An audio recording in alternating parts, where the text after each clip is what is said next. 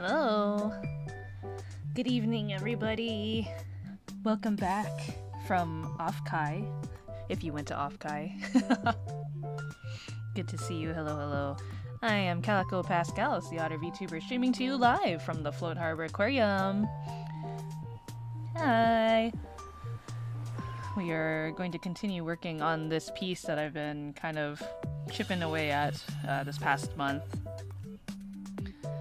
How is everybody's day going so far?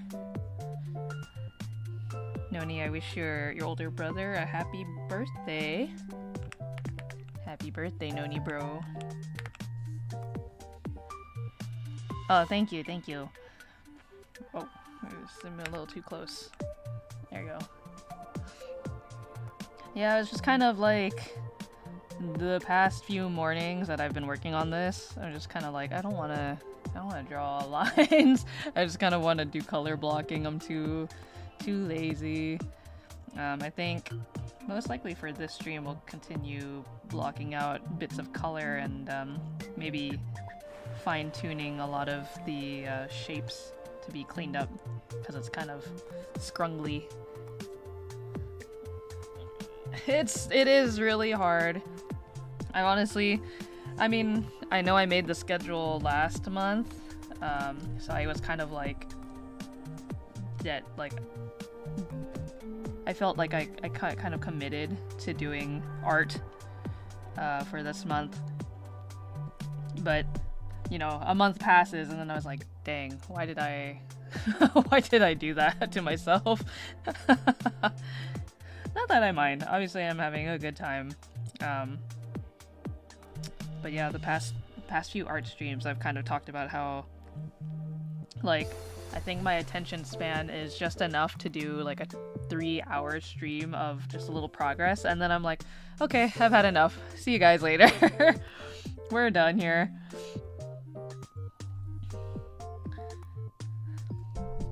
But yeah, hopefully we can get some more progress in. Sorry, I'm just kind of adjusting where I want my microphone. I'm always worried that when I put it up above like my head, because I lean into the tablet, if I'm not paying attention, I'll just bump right into it. But hopefully I sound okay. I have some unexpected guests at the aquarium today, so if you hear any sort of light background noise of any sort, just close your eyes. It shouldn't be too loud. I think my voice is closer enough to the microphone that it would cover any other sound that gets picked up, if any. But it was a little concern for me. I didn't expect this many people to come.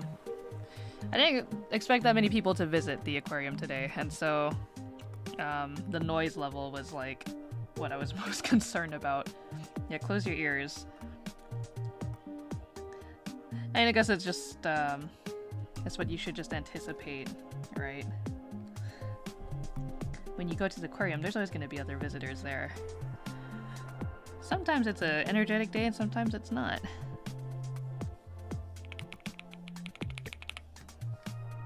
Oops.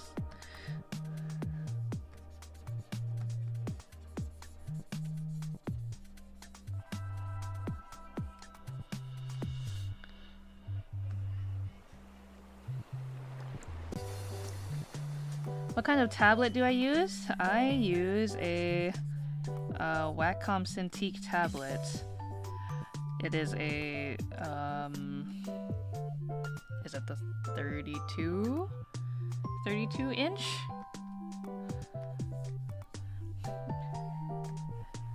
I mean, like, the total tablet size is about 32 inches, but I think the actual like active drawing area of the tablet is only like 28 or something along those lines. I bought it many moons ago. The Grail for artists. I honestly think, you know, I bought this Cintiq a long time ago. Wacom was doing like a promotion for the new year where they were offering the Wacom Cintiq for a discounted price. And I think it was because they were then creating the new model, which was the one that came out after mine. And I don't remember exactly what changed between the two, but they are different.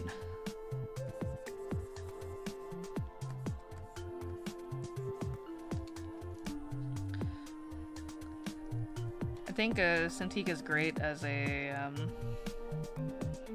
mean, I personally like it. I like having the big screen in front of you and being able to draw, like, just on the tablet.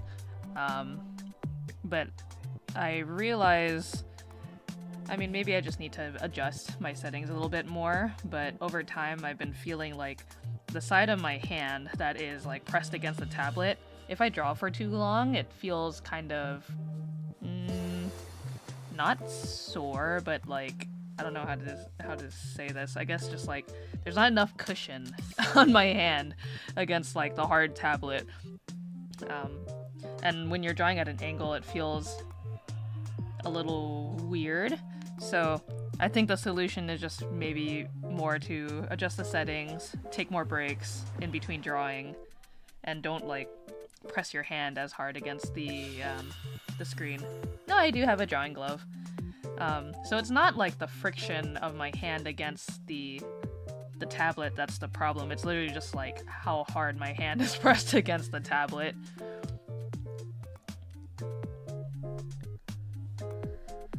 Yeah.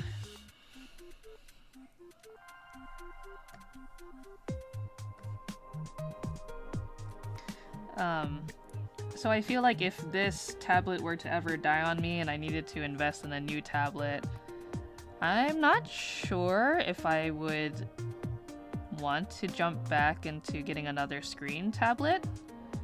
Like maybe the solution is just get a second monitor and then have like the regular like desk tablet that you draw from. I mean, I've had this tablet for a very long time, so I think at the point where if it were to ever break and I needed to switch it up, I probably would try something different again. And I mean, if I do that, you know, then I could then determine, well, do I prefer this or not? At least it's not like a super expensive investment to do like a desk tablet. And then I could decide like, well, I miss having my screen tablet, so then I can just do a screen tablet again.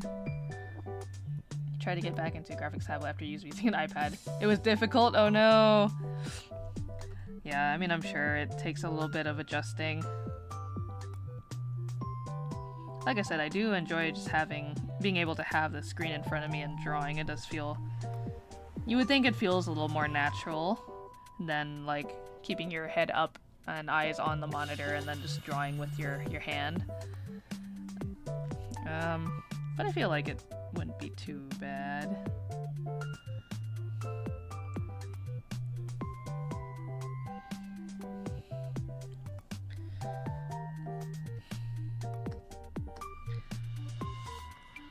Where's my shadow? There it is.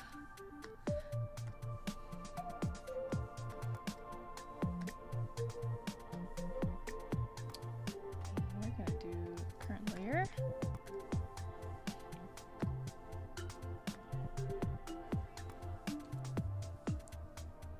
I can't remember if I had come up with like a proper design for the bottom of my sandal.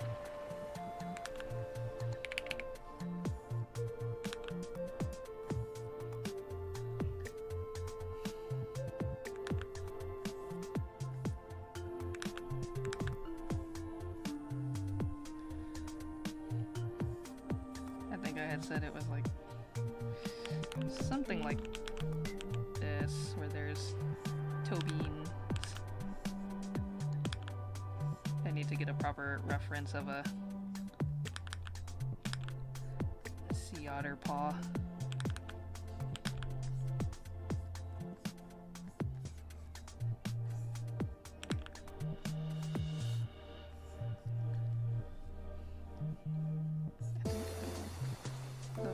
To be kind of like this. Whoops.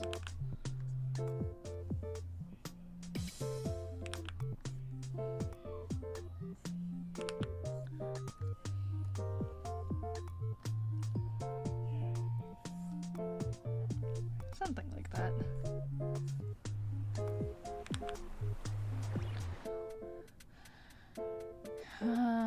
I always hear a graphics tablet is better for posture. Yeah, I feel like a lot of the times, you know, I think part of the problem, at least for me, is just that like right now my desk is a mess, so I don't really have the room to move my tablet around. But if I wasn't using my desk for storage space at this current point of time, I think I'd be able to move it around and adjust it a little bit more easily. But right now I'm kind of trapped only being able to have it in a certain position.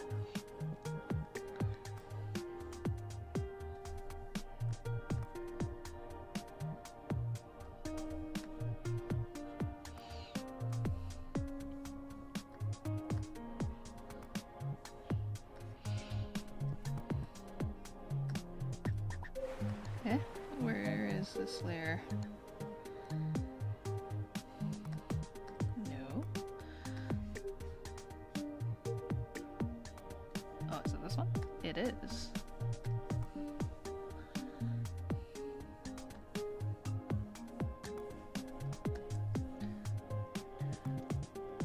I used to use mine from my lap. Oh, were you like kind of shrimped over or like in your lap, or did you have something kind of like propped on your lap so you could put the iPad in front of you? Oh, that's a long time. I'm glad yours survived as long as it did. I can't even remember what happened to mine.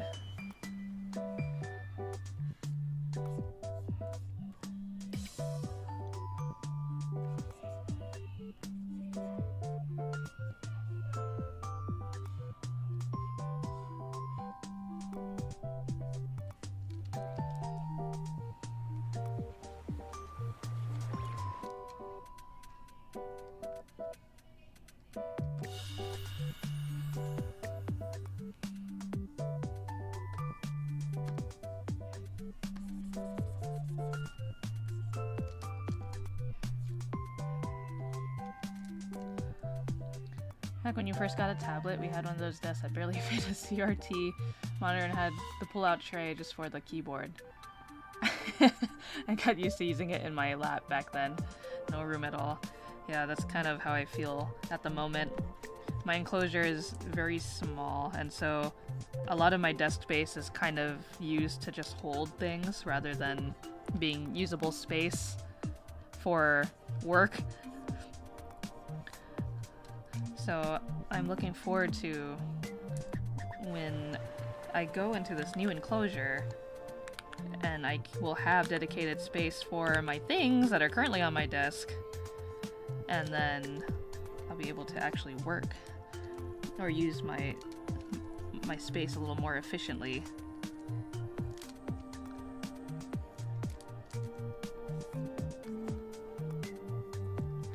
Hello, hello, hello, good afternoon. Kiko, Mise, Minky, right? Or am I going crazy? I'm pretty sure that's Minky. Can't remember. Your YouTube username is. I'm gonna go to your channel. Let me see. It is! Hello!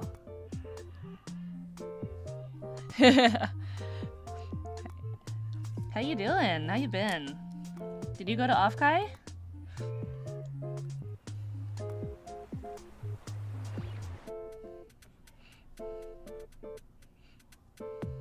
Good to see you.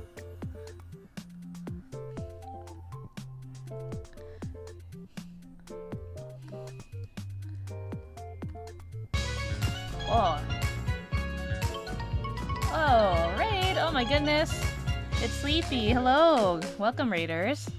I heard the raid, but I didn't see the notification. Hello. Oh, there it is. And Weemy, hi. Welcome, everybody. Glad you can make it. I'm Calico Pascal, Sea Otter VTuber, streaming to you live from the Float Harbor Aquarium. Nice to meet you. Nice to meet you. Currently doing some art today. I was just asking everybody, did any of you go to Offkai?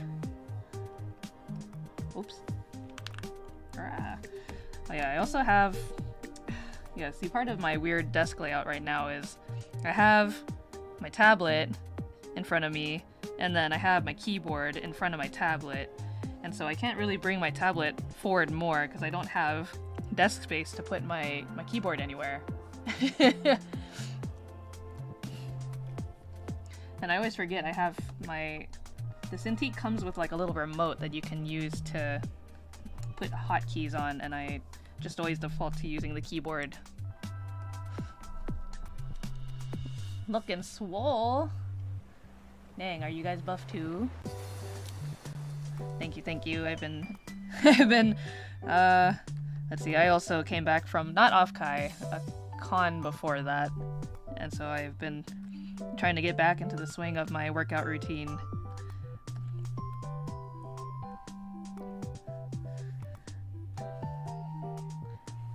But yeah, I missed out on Offkai this year.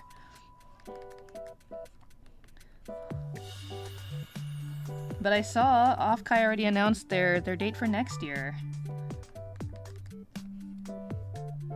Wonder if anybody is gonna actually be able to make it. Seems like a very unusual date.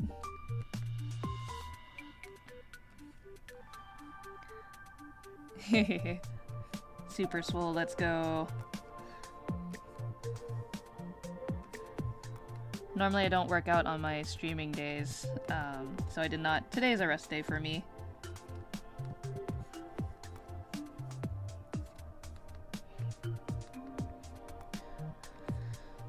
But let's see, tomorrow I think is a push day. Oh yes, thank you for giving Sleepy a shout out. Sleepy, if you have also just finished streaming, feel free to go ahead and take a run if you gotta. Never been to any conventions? Or Offkai, specifically. I mean, being in super crowded places, my anxiety spikes. Oh no! I hope you'll be able to be able to experience it comfortably. But you know what's funny? It's I don't know, maybe it's just because I've been to so many conventions. Oh my gosh, what is going on? I hear noises that I can't see. Oh, thank you for the follow! Appreciate it, thank you. Welcome to the Float Harbor Aquarium.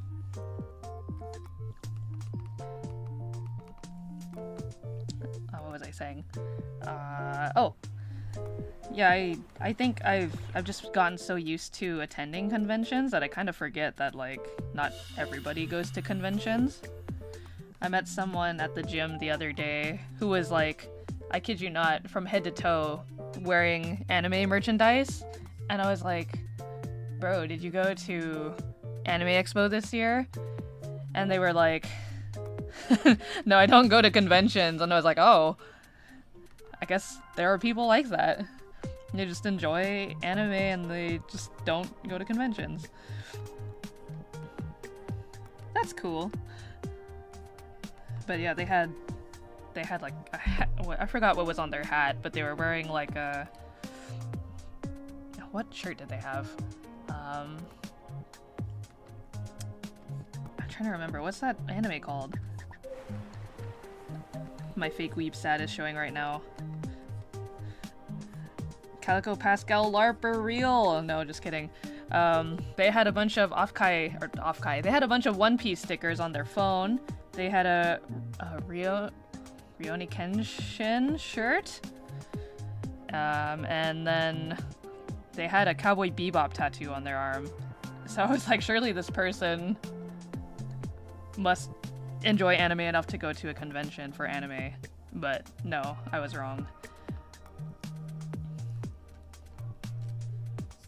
You're currently working out. Yes, what better way than to keep yourself entertained at the gym than to watch a Calico Pascal stream? What are you hitting today?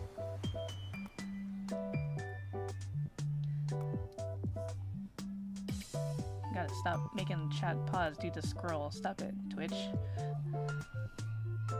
Just a day-to-day fan, yeah.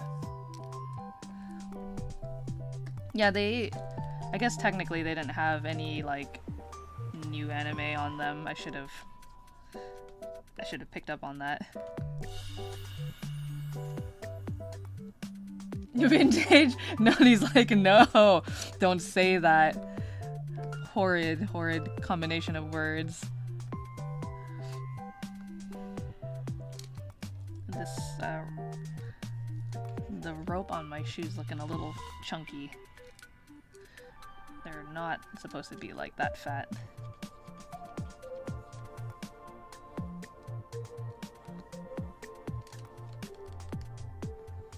Maybe like this.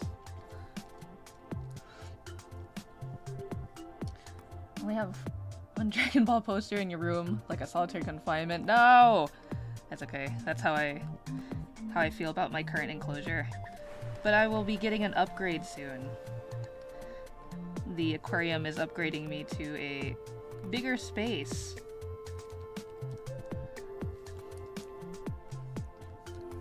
Though unfortunately, with the space upgrade, that means I have to take some time away from streaming. Probably, well, I've talked about this before. Proper announcements will come out when that happens.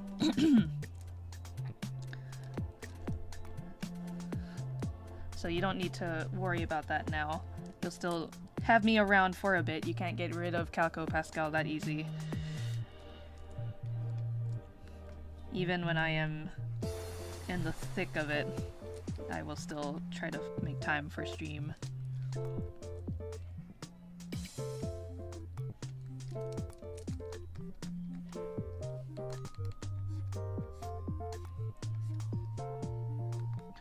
I think I need to size down this brush. It is a little big.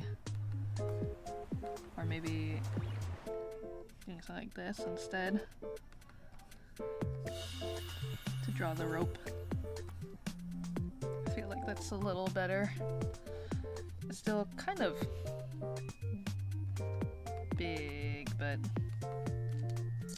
we'll make adjustments. Windowless temporary crate stream. Yeah, with the Xbox mic, the temporary setup, and like the most like 144p quality stream. Had like 30 FPS or less.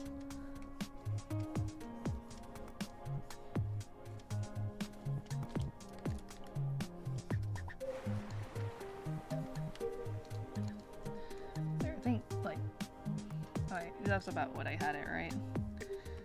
I'm just trying to get it to be the silhouette to my liking.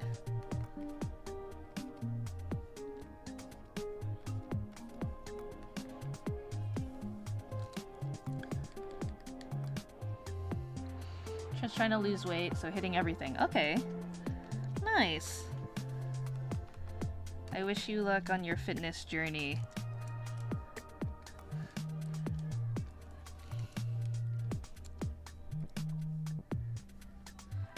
I think, I mean, I guess I have several thoughts about fitness.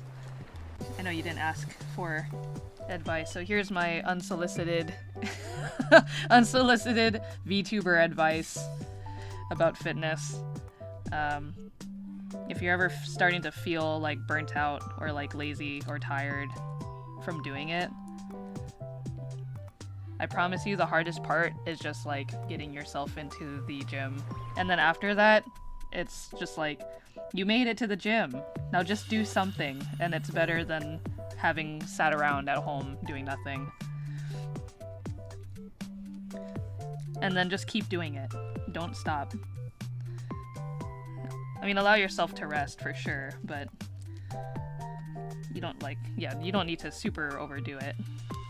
But once you do it consistently enough, there'll be enough to see progress. To believe in the process.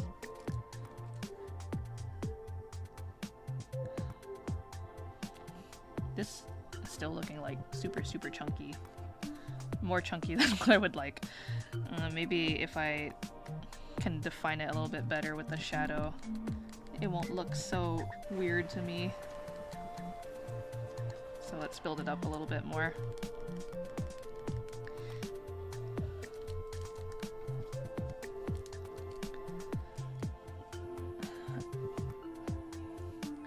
Yeah, exactly. Sticking to routine is key, even if it's light.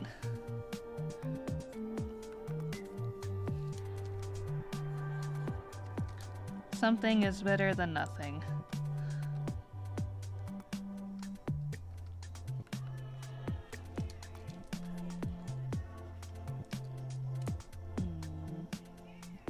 I think it should be something like this. So I'll adjust the silhouette a little bit.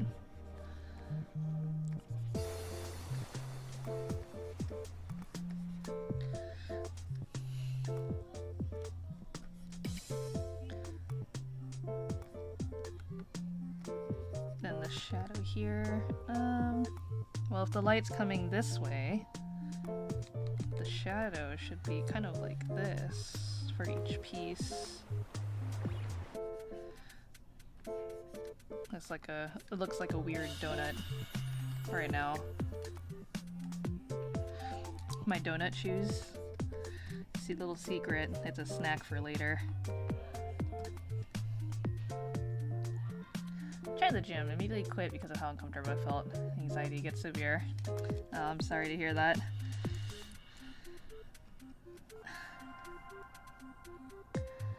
Oh, hello to Kitty, welcome.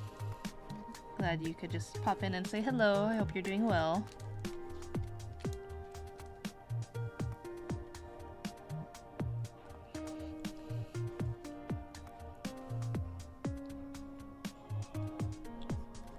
Something like that. Just gotta make it less like bulbous, I think. But yeah, let's try seeing what else we can clean up here. Or adding more color to. Like I want this yellow piece. Oops. There we go. And then that would be just the other shoe. This one? No. This one. No, this one. There we go. Yellow piece would be like this, except that, yeah, this part would be the laces, supposedly. You just gotta block them in. For now, I just get whatever that is. Alright, sleep well, eat good. Yes, even if you're busy, stay hydrated and remember to show yourself some love. Yes, thank you, to Kitty. Exactly.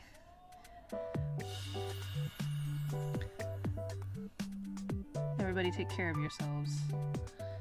In whatever way that means to you. Okay, I want to... Yeah, well, we'll just keep bouncing around because that's what my attention says. Let's see. I want this, yes, this piece. I'm gonna fix the shape of this shell here.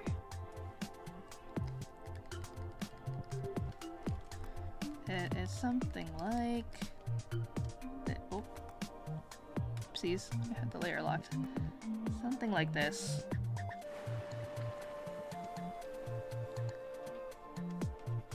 There we go. Cleaning it up.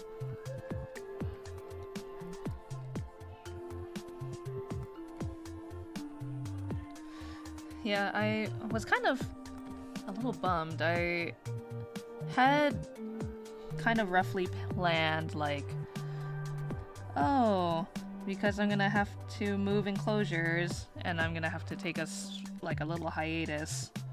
Maybe I should plan like a big special birthday thing with a bunch of like special streams But that was, I think when I had this idea, it was like a month ago. And then I quickly came to realize, Calico, you can't do that because you're gonna be pretty busy trying to pack for this enclosure movement. So I'll save all my good ideas for a different special event, you know, when I can actually plan it proper.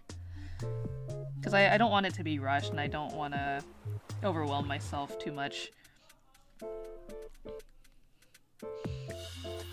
But I can say with confidence that once I get moved into my new space, then I will be able to stream a lot more and probably put in more time and energy into all the things that I've mentioned have been sitting on the back burner for a very long time.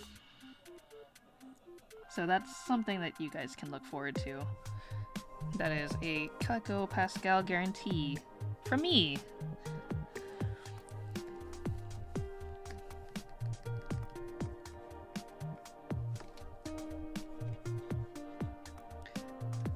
Actually,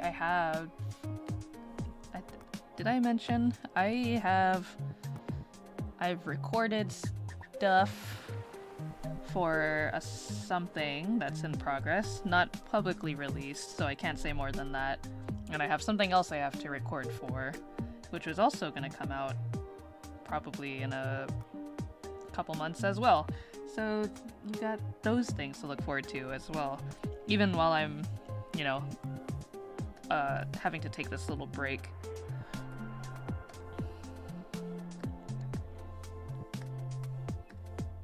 Is this yes.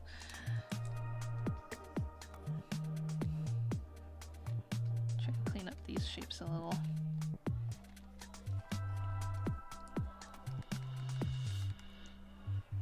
Yippee! I know. Calico Pascal recording? What in the world? You would not believe it.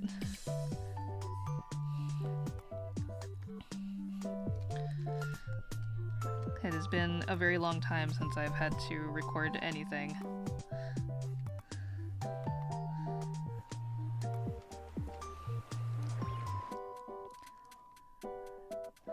But I hope you guys will look forward to it.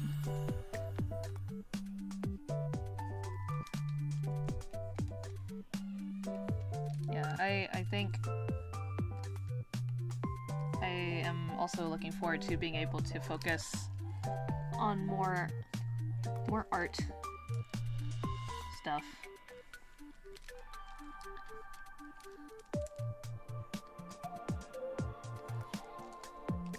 Yeah, I have a lot to look forward to, so I hope you guys will also be looking forward to what I have in store for y'all.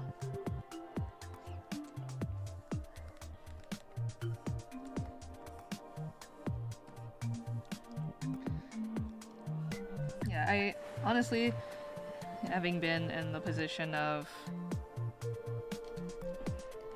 I mean, I've seen like a lot of successful VTubers who just put in like a ton of extra work, or you know, they're very, very swamped with just life, and then they also stream, and I'm like, how do you do that? Because I'm struggling as it is.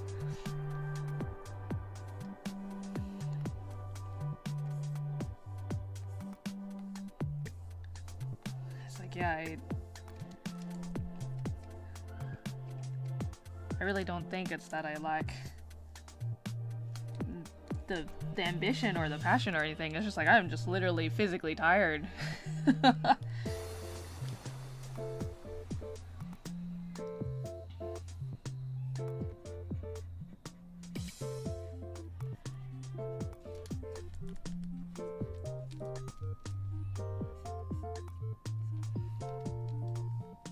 I hope to be more productive when I moved into my new home office, and while I have been a little better, the rest of the universe had other plans. Just gotta keep at it, one day at a time. Yeah, exactly. I know. It comes back around. It always comes back to the gym.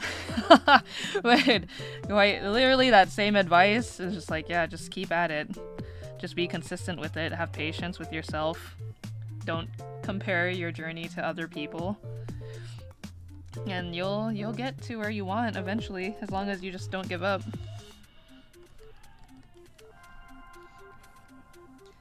Everyone, we must have hope, and we must persevere. That's the only way.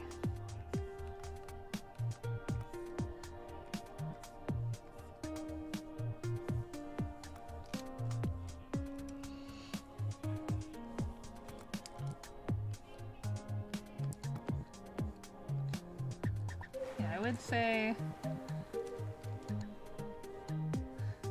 I think,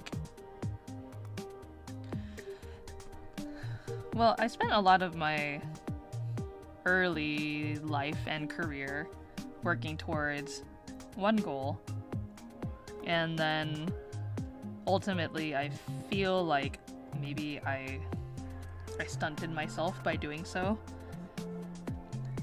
or I just lacked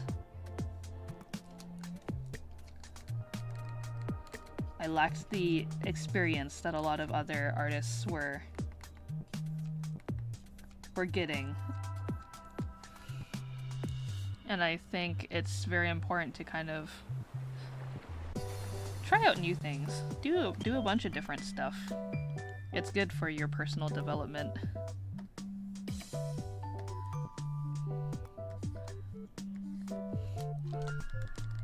Because had I not gotten into like fitness stuff more and working out at the gym, I would not have met a lot of the people that I did. I also would not have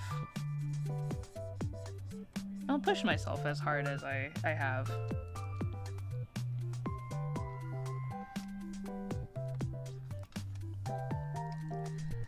And all those different lessons can be applied to what I ultimately want to be able to do.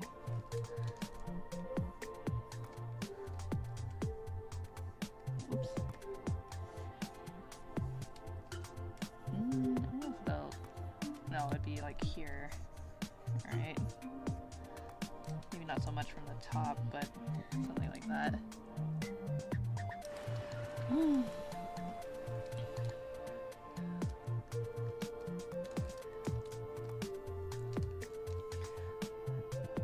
Yeah, Matoshi, I know it's easy for me to say, like, in terms of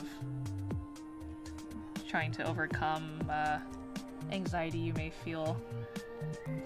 I mean, obviously you are working out right now, so you've found a way to work around your anxiety, which is great.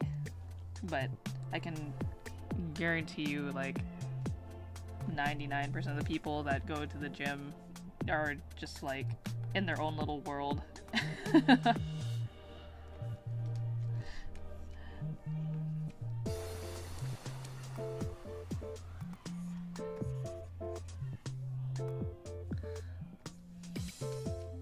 Oh wait, I forgot. This does not look right. It's gonna be like, yeah, because my jacket kind of comes down like a collar, so it'd be more like this, and then it's goes over the shoulder part like that. So actually, it'd be something like this. Yeah, they sort of meet in the middle.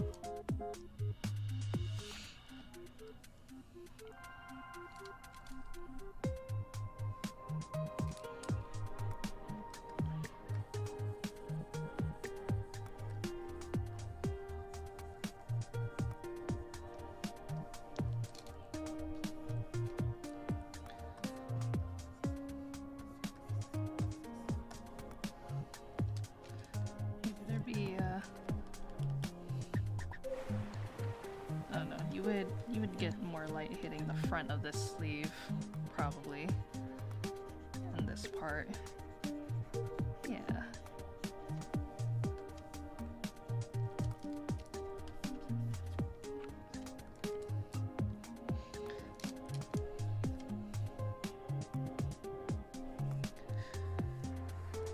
Well, anyways, despite how fast the next off-kai is coming up, I think I would like to try to go.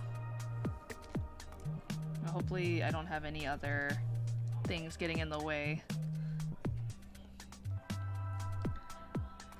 Actually, when I saw people posting about off-kai this year, I did get a little bit of FOMO, but not as bad as I thought it would be. Maybe because I already had come to accept that I wasn't going this year, like very early on.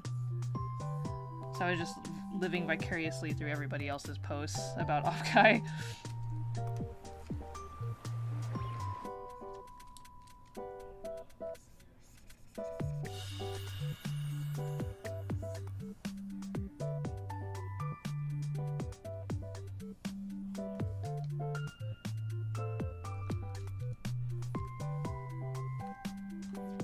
Something like that.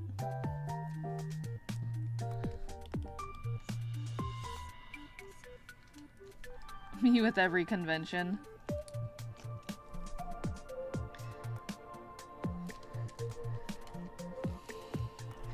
Yeah, you sometimes see something and you're like, FOMO obliterated. And other times it's like, oh man.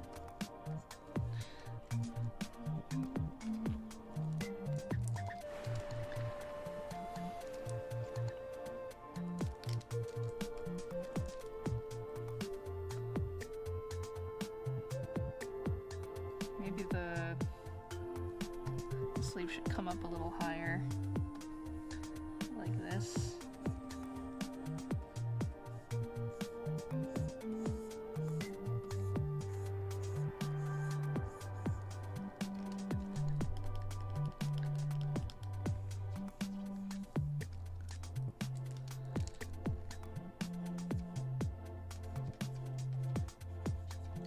It's not even the stalls or the panels anymore, I just want to meet other cool people. Yeah! I haven't been very prepared these past few cons, like, it's half that I kind of forget or get caught up in other things, but I would love to make more little silly freebies for buddies.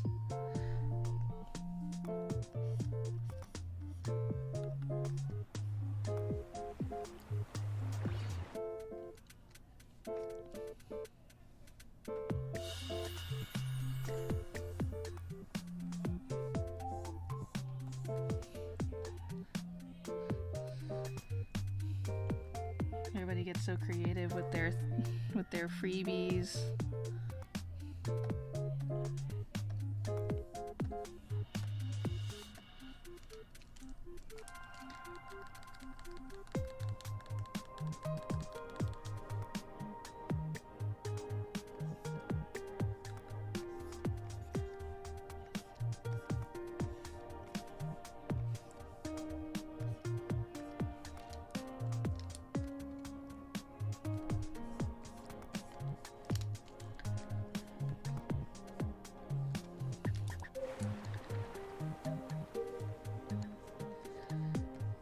There we go.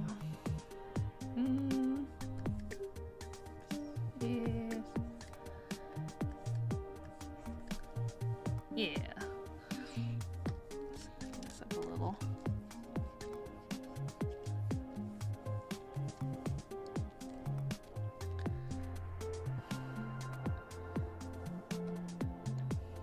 I know I need to make the pants actually come, or the pants, the shorts parts of the overalls.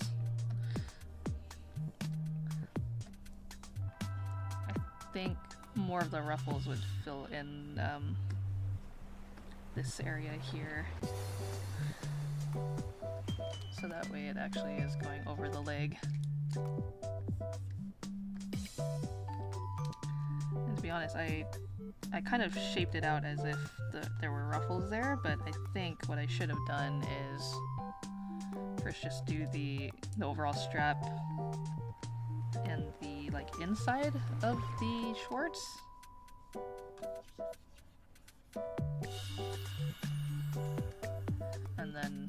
because the ruffles have a little bit of transparency. Gotta add those in after.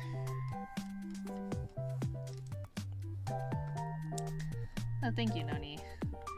I actually realized, so something else too is that I tried to best match my Cintiq's colors to my monitor's colors, and I don't know which one is actually like the correct like which one is actually the correct like color.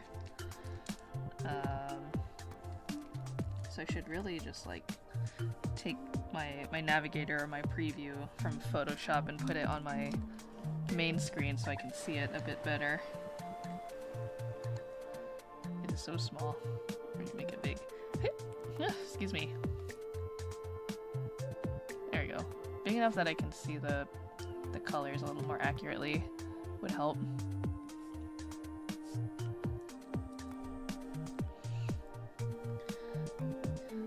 And you know, it only took like how long of me working on my Cintiq and my monitors this way to actually consider putting the navigator preview up on the main screen. Too long to count.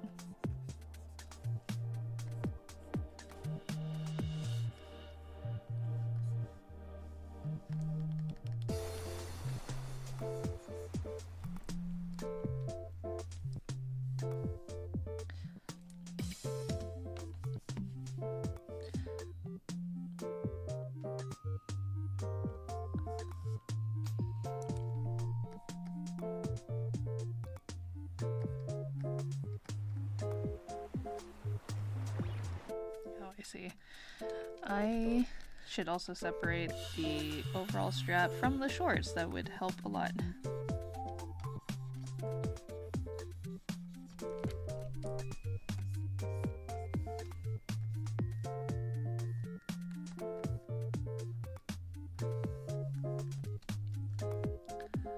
Yo, I'm trying to match my colors from your Huion to my main monitor. I just check it on both and sometimes on my phone if I'm anxious enough. Yeah, that's basically how I would do it normally, is like I would just work on my Cintiq as usual, and then like every now and then I would drag up the window from my Cintiq to the main monitor just to compare and make slight adjustments and then bring it back.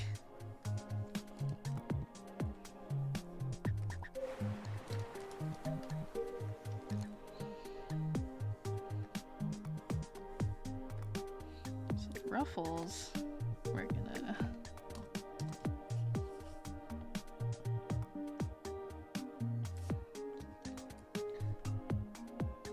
I believe it's just this blue, and then with the opacity lowered down.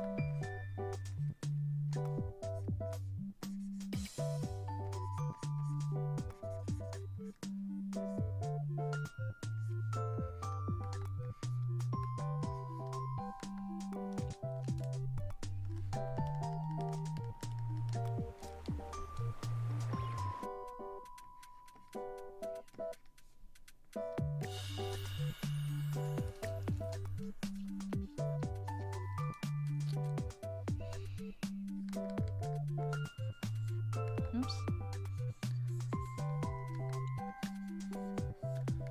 Ruffles are always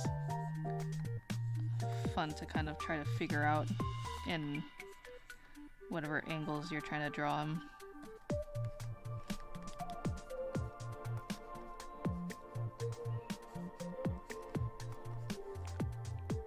Oh, also, speaking of VTubers and such, and Offkai, I just remembered, have you guys started playing Hololive Dreams?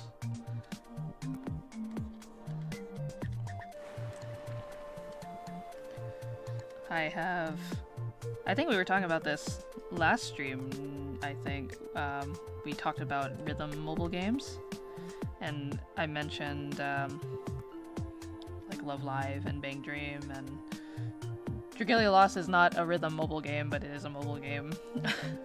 And Dreamy mentioned the Fire Emblem, is it Fates or Heroes? Whatever the mobile game is called for Fire Emblem. I keep hearing about it though. Is it good? I am honestly quite surprised with how much they are putting into it.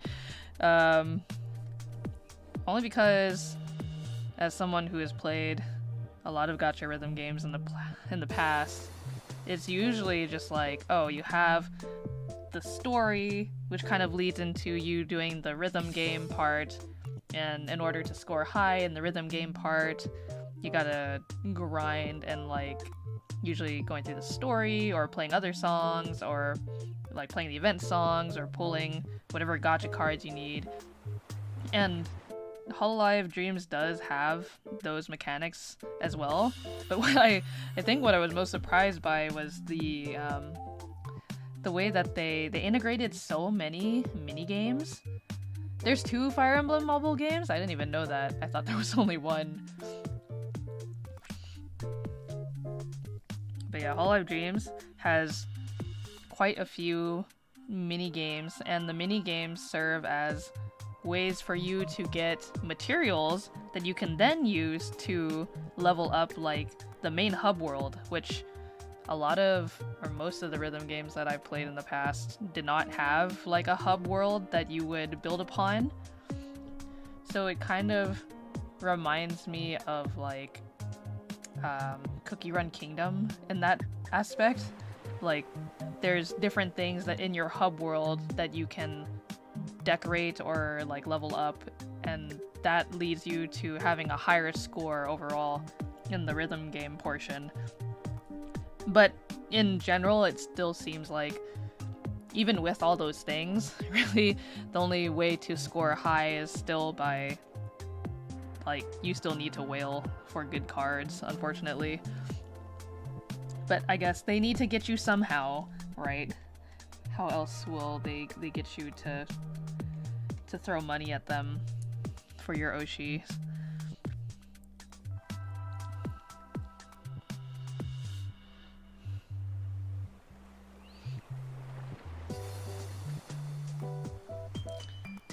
See, now the problem is, by me moving the navigation up, like out of Photoshop, I keep moving my hand over expecting to be able to move my screen view.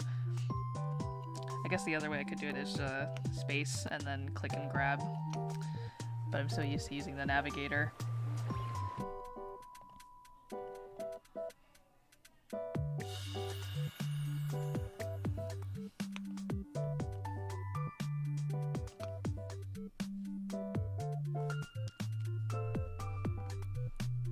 FE Heroes and Shadows. Wow.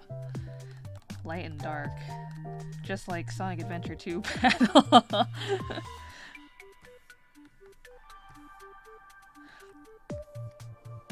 The most important game.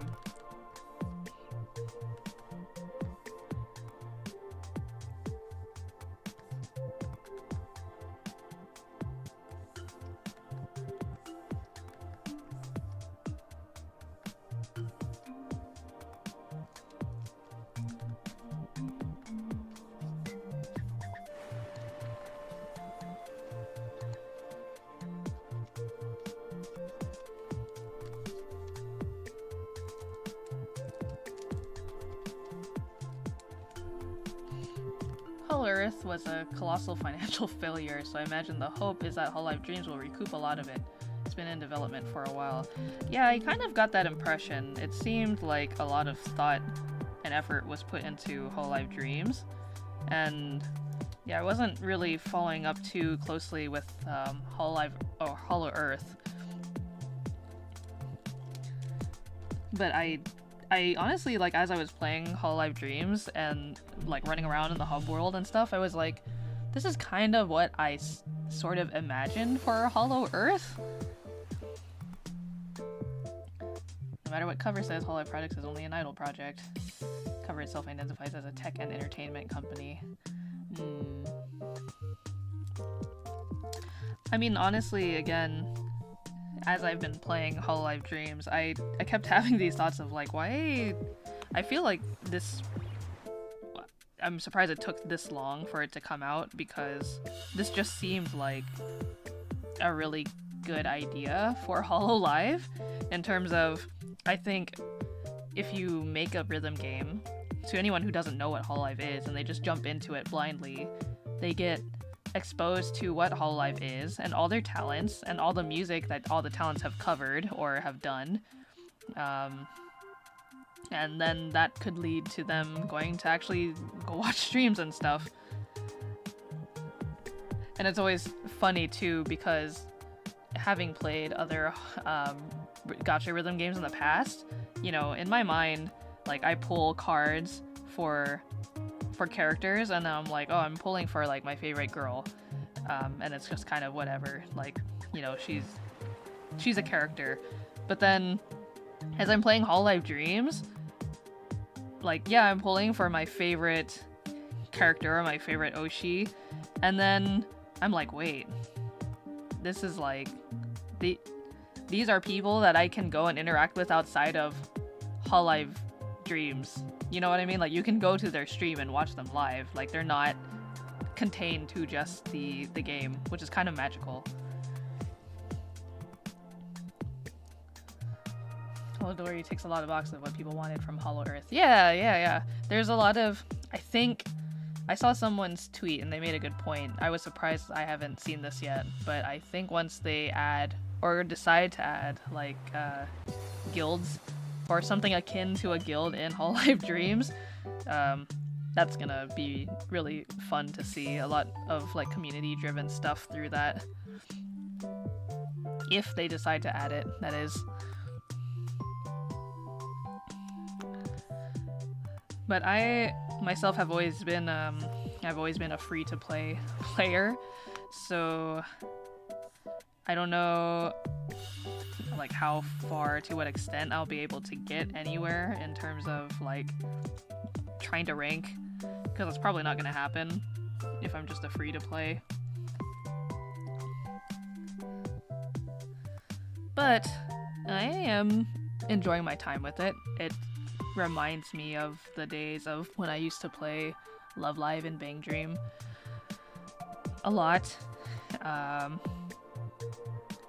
And I guess I'm glad that Hololive Dreams has all these mini games and other options to do outside of the rhythm game portion itself, because I get caught up in doing all the extra stuff that when I go to play the actual rhythm game portion, I don't feel like, I guess the best way to explain it is, when I played Love Live or Bang Dream, because the only thing in that game was the rhythm game portion itself, I would blow through all of my stamina, like, playing the songs, and then just be like, well, now I've got to wait like an hour or however long before I can refresh my stamina to play more songs, versus in Hololive Dreams, I will spend 30 minutes just grinding, doing other things, and then my stamina has already gone up, like, enough for me to, like, keep playing, because I don't think I've ever actually even fully used up all my stamina while playing Hololive Dreams yet.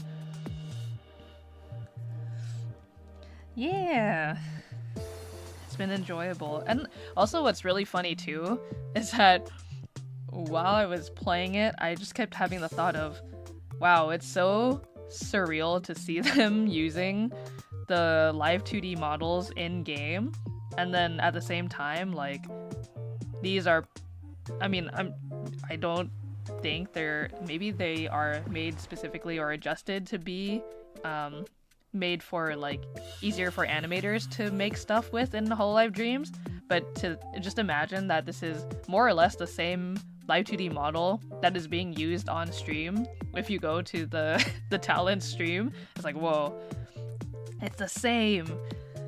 Like, everything about it is the same. It's not like, oh, a model specifically made in a specific style for Hololive Dreams. Those are the exact live 2D models that you see on stream. you know, again, more or less, assuming they don't just have maybe technical differences between them. Like the one exclusive model, or arts, yeah, model is the best way to put it. The more exclusive model that they have in Hololive Dreams are like the little 3D chibis that you run around with. But in the cutscenes or the like story portions, they use like the live 2D models that all the talents regularly use.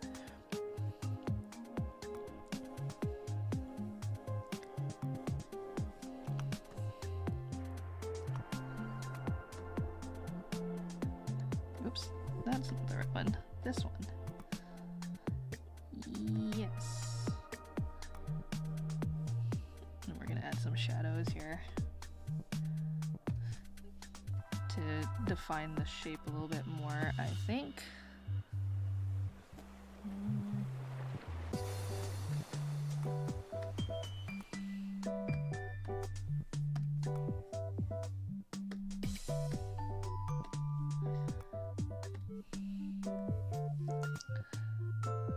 Probably love the chibis more just because it's so fun. It's fun, it is different. You know, because you're just like, oh, you watch the stream and you're like, oh, live 2D model, and then you go to Hololive Dreams and you're like, wait, now you're 3D?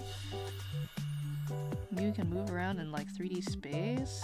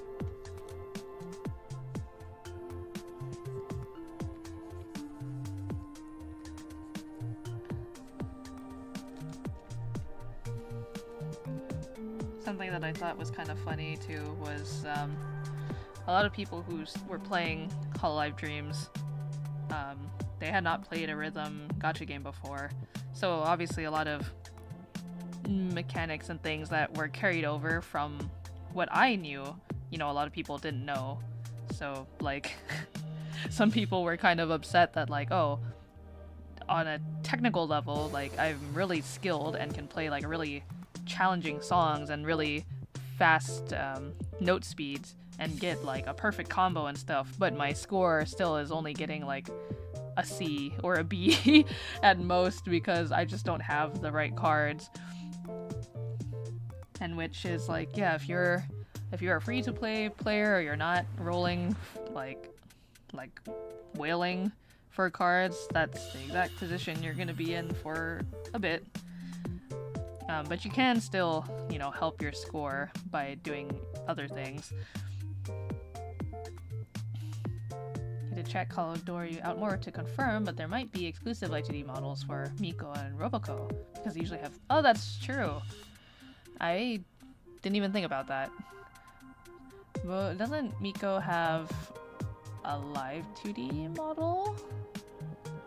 Not that she uses it all the time, I think she's mostly 3D. Actually, now that you mention it, I didn't even notice, like, going through this story.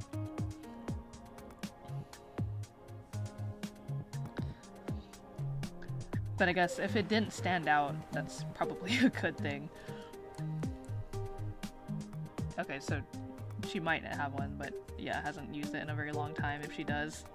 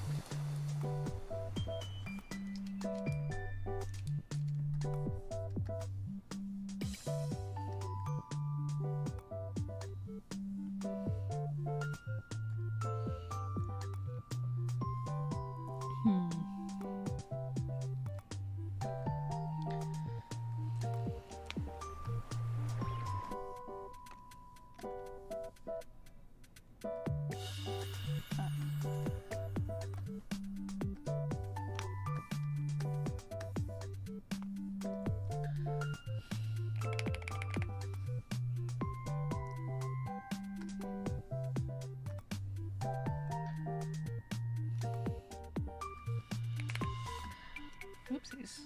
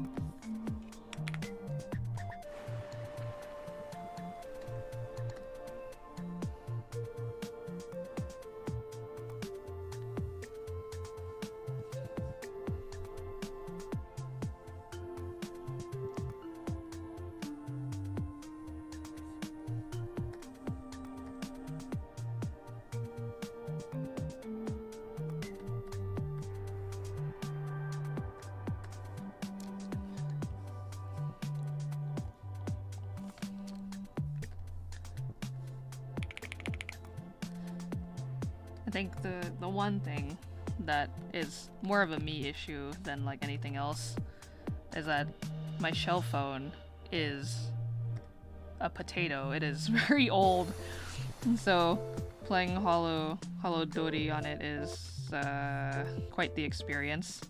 The game crashes like every 10 or so minutes.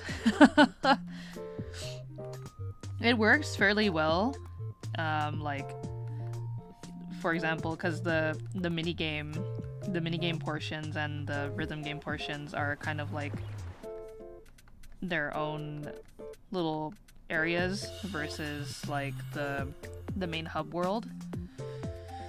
For one, the main hub world being in like 3D makes everything run really slow and lag awfully.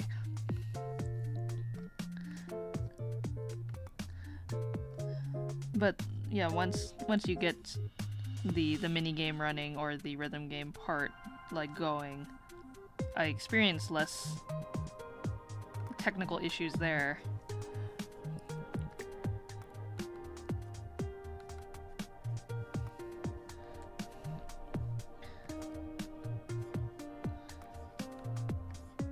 And I can only imagine, like, oh, what's it like to have this game run and not crash every time I try to skip the story or go somewhere in game.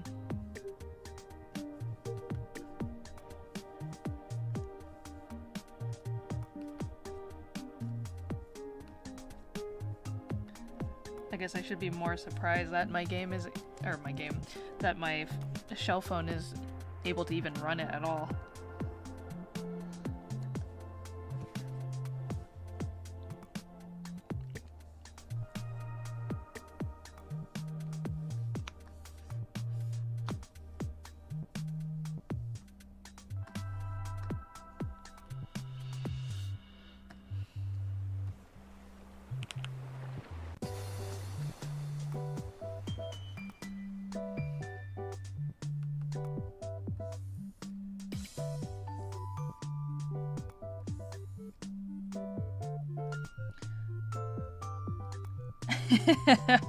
That's exactly what happens. I'm just trying to play and I'm about to get like a full combo, and then my phone lags a little bit and then I lose it. I just throw it against the wall.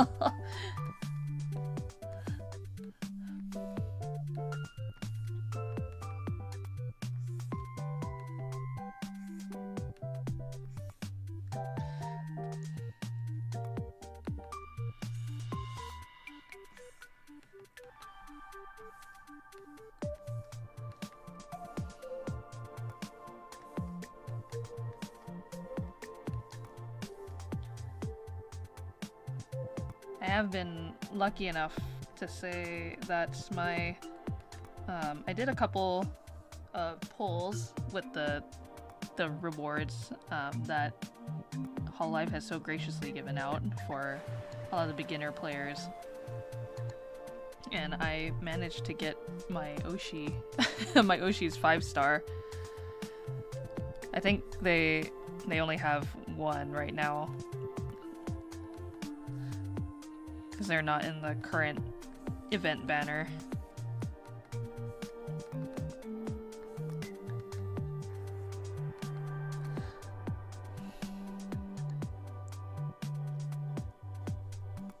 I think the cuff on this one needs to be a little bit bigger.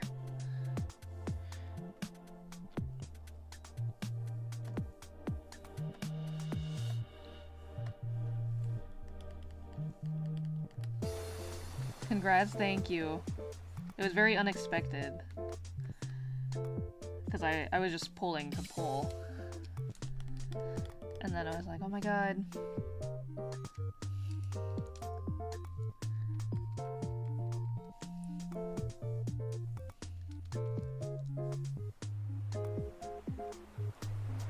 Actually, now that I think about it, I did, not to brag or anything, but I managed to pull the 5-star cards for both of my Hololive Oshis.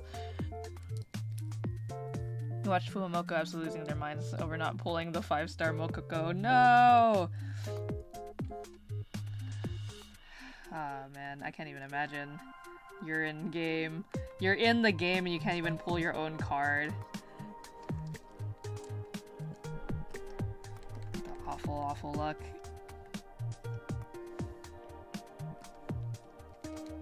I would cry.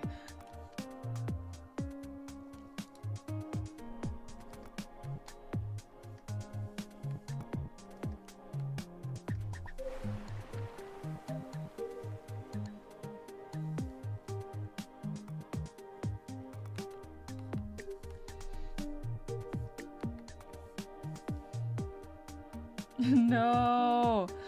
That's so sad. Praying for Fuwamoko.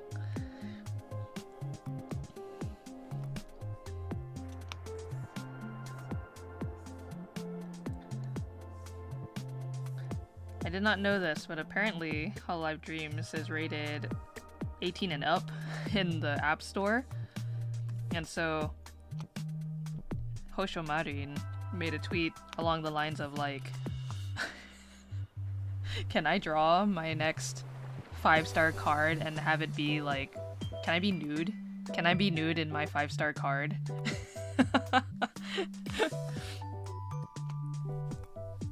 How to get your fan base to start playing your card game. Exclusive illustrations in said card game. Locked behind gacha. She's a genius. No one does it like Marin.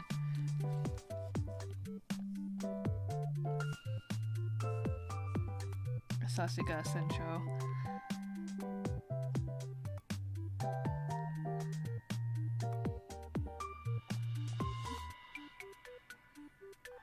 Where is this other overall strat? It's not this.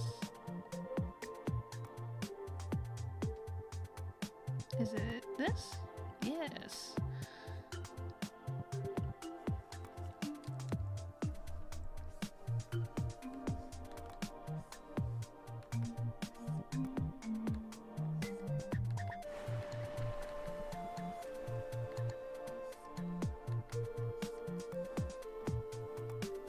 Good enough for now.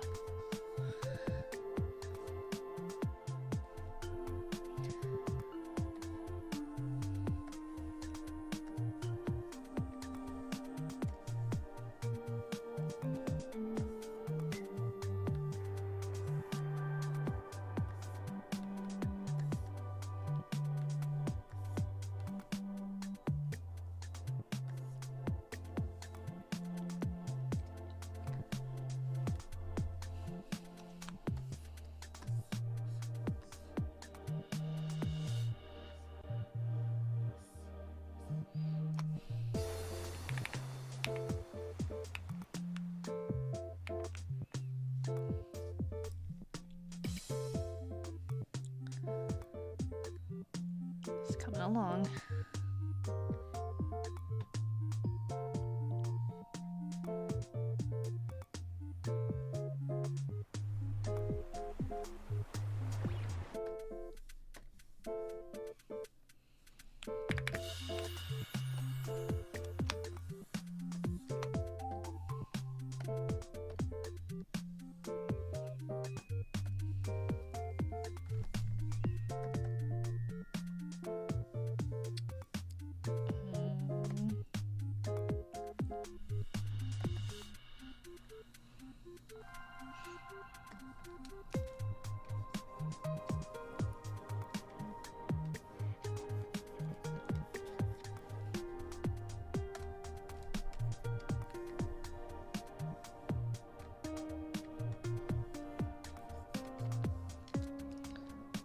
So far, your favorite part is the gambling? Who have you pulled, Gun Puppy?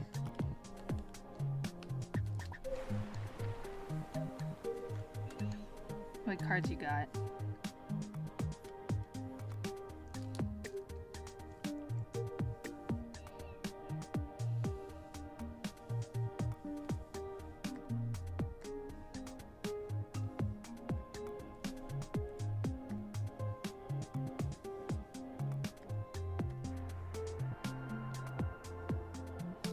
Oh, I see. Let me see. Let's turn off.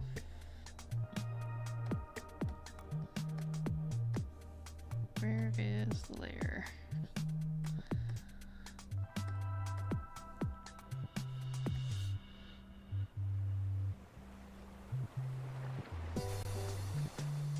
Oh, it must be all the way down here.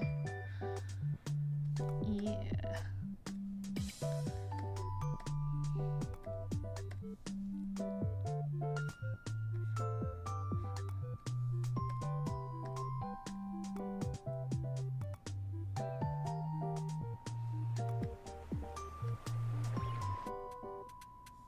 I see. You have 6 5-stars? Whoa! Of who? Of whomst? Anyone trying to roll for the summer Noel?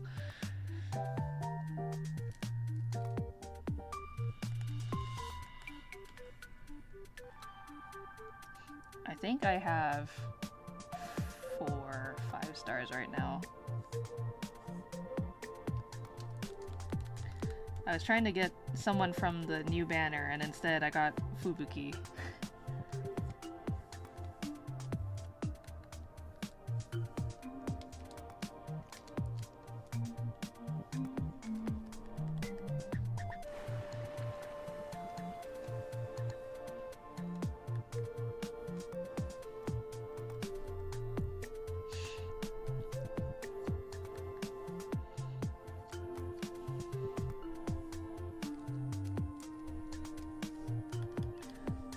So far I have Korone, I have Okayu, I have Fubuki, I have Marin.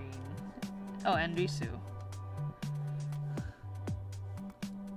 Mori, Iris, Roboco, Louie, Raden, and Ridika. I do not download the game. Play 3 mobile games as it is, and I have a lot of other commitments I need to put my time and money to.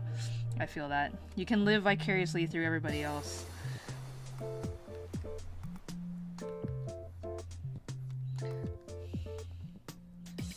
I've seen people play Hololive Dreams on PC, but I don't know how they're doing it. I don't think it's on the Steam store, is it? Or is it just people getting it on PC in ways that they shouldn't?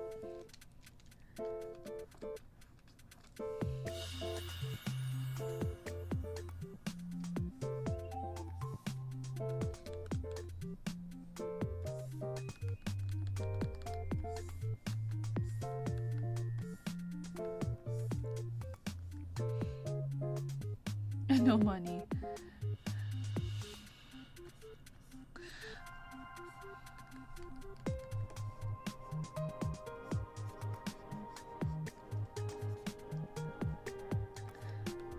Yeah, I have not spent any money on on Hololive Dreams either. It will not happen. I will remain free to play.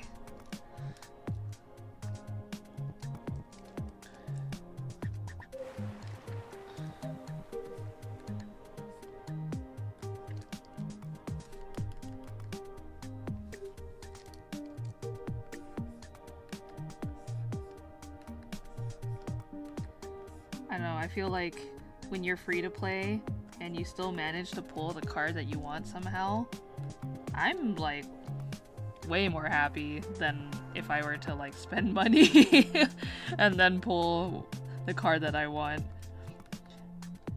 But that's just a me thing, personally. It's on Steam? Oh shoot. It sounds like we're gonna have to do a Hololive Dream stream at some point.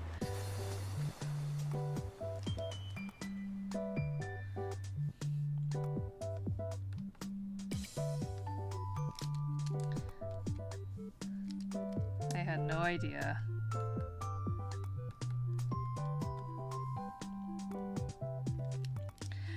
Yeah, because when I watched videos of people playing it on their PC, it looks fun. Like, I mean, with using the keyboard. Oh, man, can you imagine all the nice keyboard sounds playing Hololive Dreams? Ooh.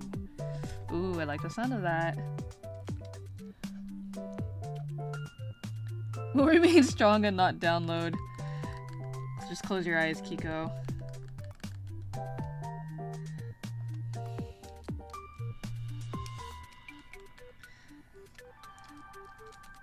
I will make the sacrifice for you. I will play Hololive Dreams in your stead.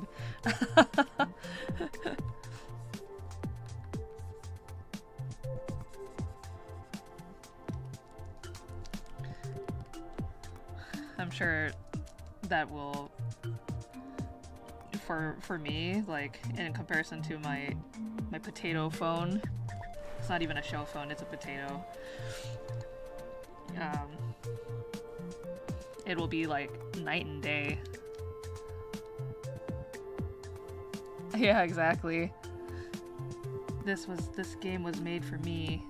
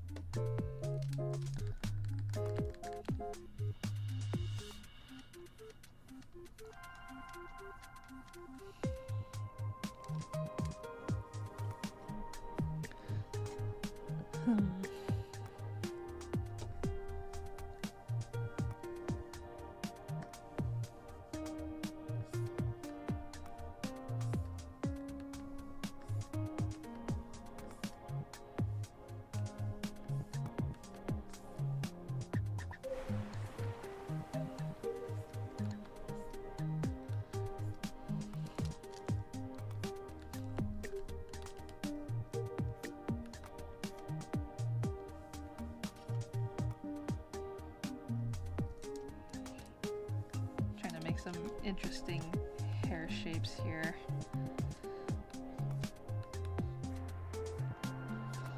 Because I don't want it to be like too chunky.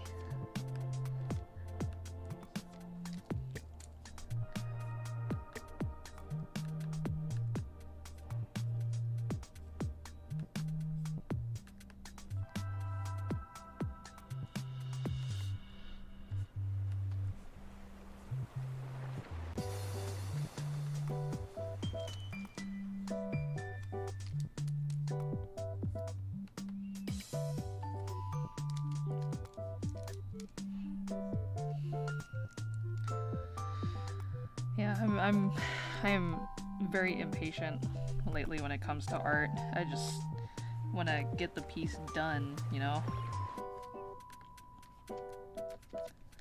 But I guess this has been a nice change of pace to be able to just kind of take my time and enjoy like building up shapes and erasing shapes.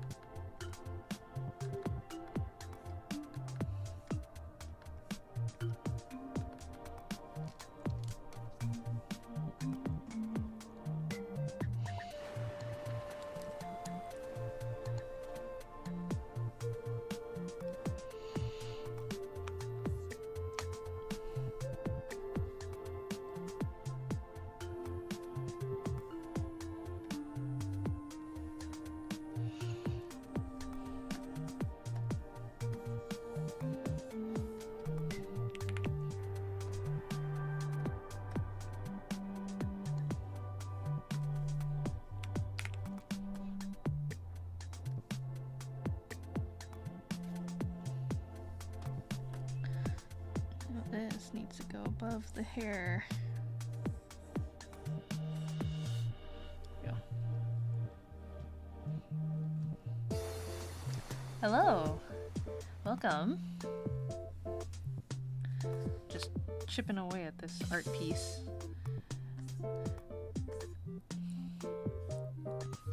I'm kind of just like going around and working on different bits and pieces as I find appropriate. So sorry it's not like I can keep my attention focused on one particular part and just make a ton of progress on that one area.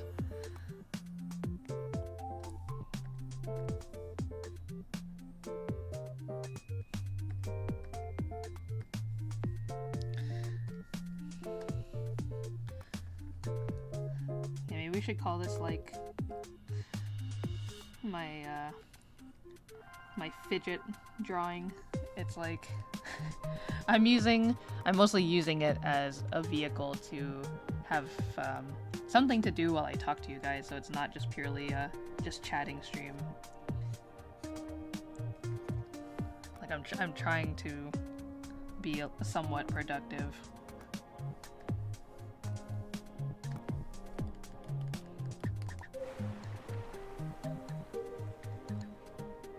I think when it comes to like actual or usual art pieces where I'm just trying to make a final finished product, even though I still work kind of slow, I feel like at least I put in a little more effort into honing in on specific areas.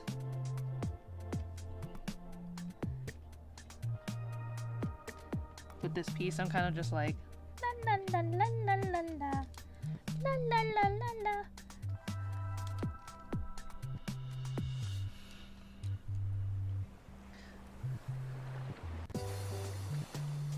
It's all fun and games here.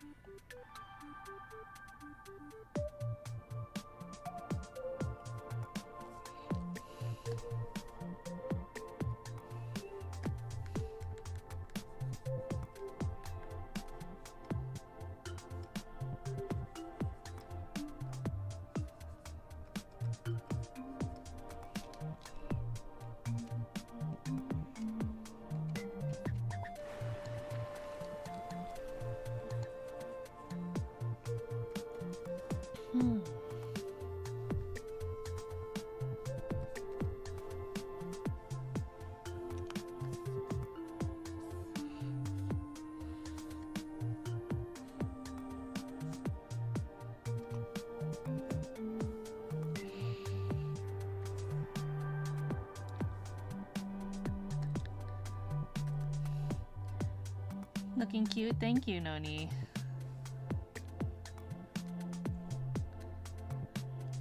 Kind of wondering if I want to have actually one eye more in shadow than the other one, rather than being kind of like symmetrical. Where are the eyes? So I just want to, oops.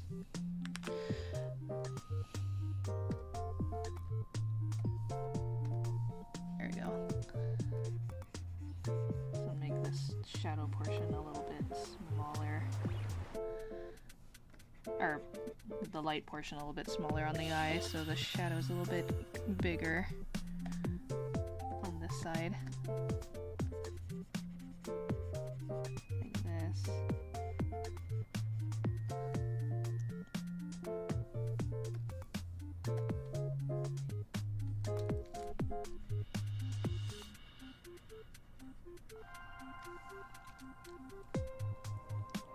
And that means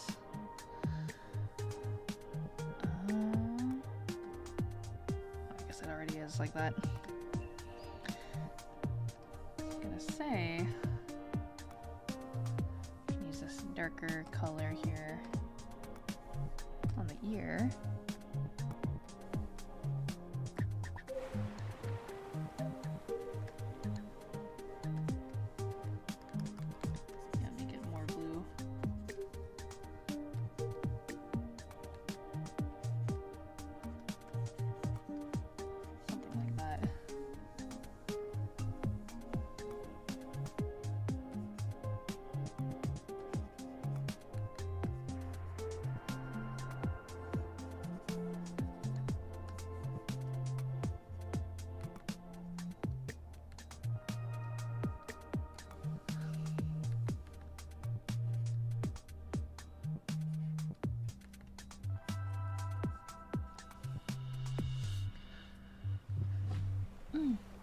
Finish your work day. Oh, great.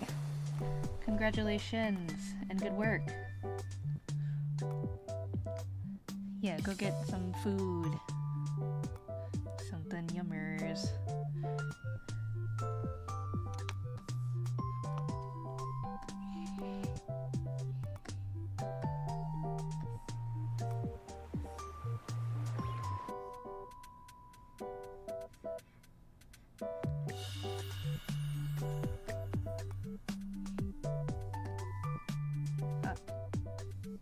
Is that really? No, I guess it is. Okay.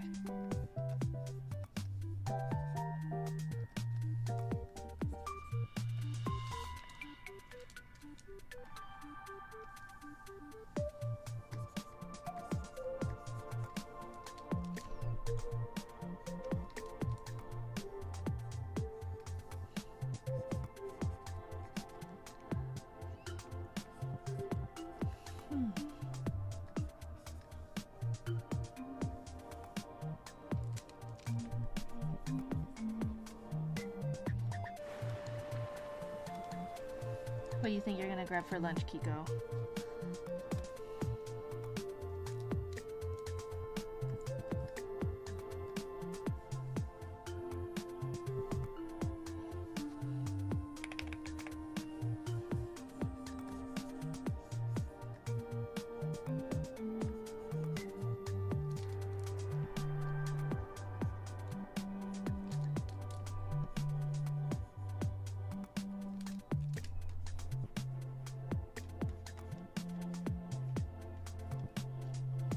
Fried rice or curried sausages. Yummy!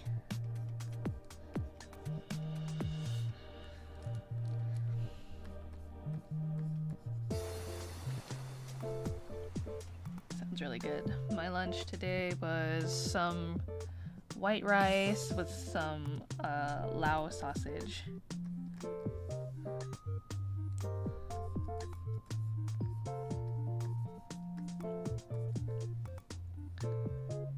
Spaghetti is good, I agree. Do you guys have a noodle preference Oh wait, okay, so 2 questions to this. Do you guys prefer, or how do you like your noodles, like your pasta noodles, in terms of softness? Or like how cooked they are? And then if you had to choose one pasta noodle, what pasta noodle would you be okay with having for the rest of your life? And you can only have that one pasta noodle for everything. There's many parts to that question, I know.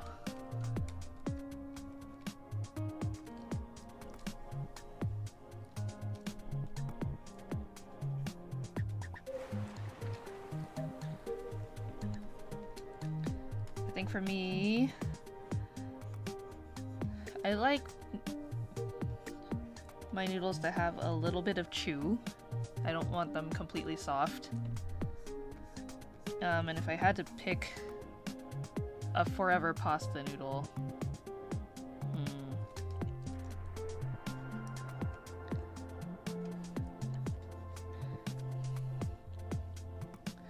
I think I like the spiral shape. The spiral shape pasta, you know, what's on this layer? Nothing?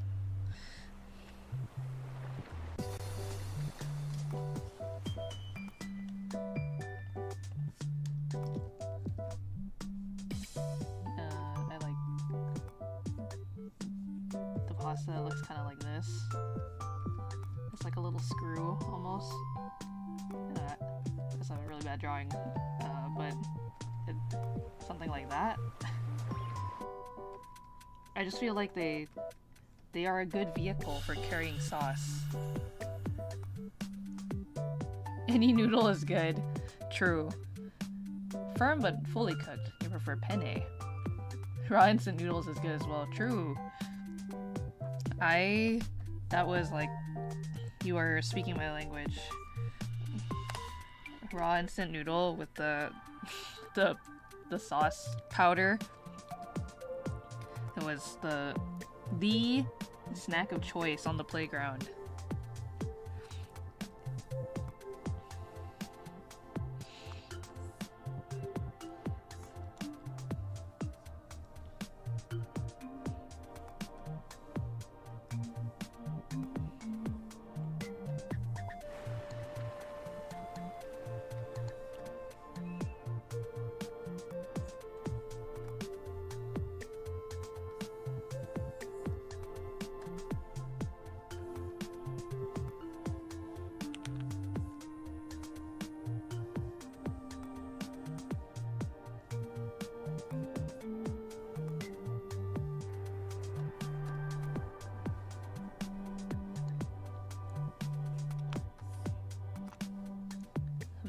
Yeah.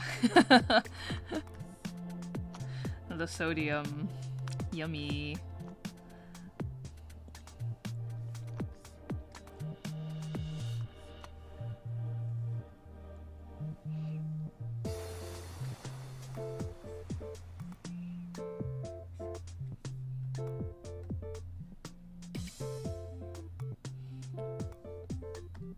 Oops.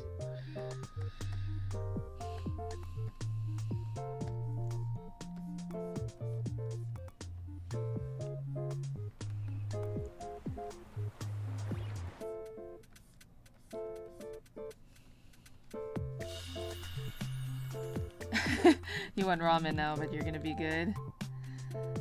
Well, it's let's see, today is it would be Wednesday for you guys, isn't it? For some reason, I was about to say, oh, but it's Friday. It is not Friday. Do not listen to me. My internal clock is all messed up because I helped out at my other job at the aquarium. I took a shift that I don't normally work. I typically have Sunday and Mondays off, but it was recently my manager's birthday, so they asked if I could cover a shift for them, and I said, yes, I can do that for you. But that meant I only had Sunday off. And so my brain is left thinking, I don't know, it's not even close to Friday still, but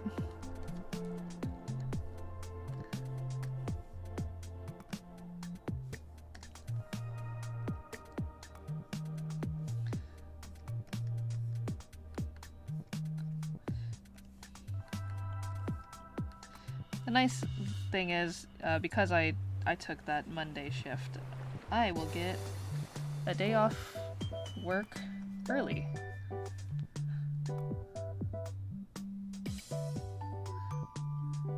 Yeah, it is Wednesday, my dudes.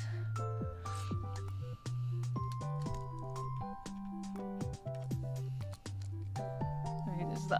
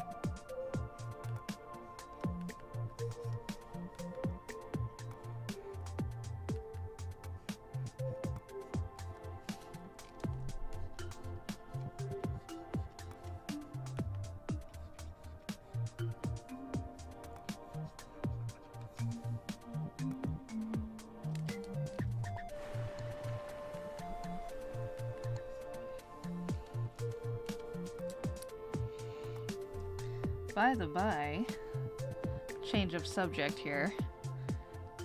Are you guys familiar? I forgot to mention this last week's evening stream, and then I forgot to talk about it in the morning stream too. But you guys, YouTuber of the Month is still happening. And I'm not gonna go super in depth about what YouTuber of the Month is, because I've said it a lot of times already, but if you're curious, there is a post about it on my YouTube posts, on my YouTube channel. If you go to the posts that I have made, there should be a dedicated post talking about what YouTuber of the Month entails and what that means for you.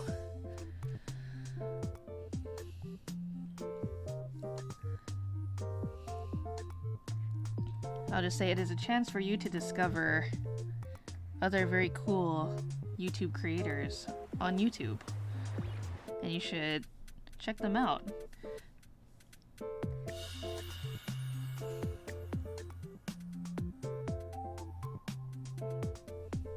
Guys, did you know that Kiko in this very chat was last month's YouTuber of the Month, or this month, for the month of July?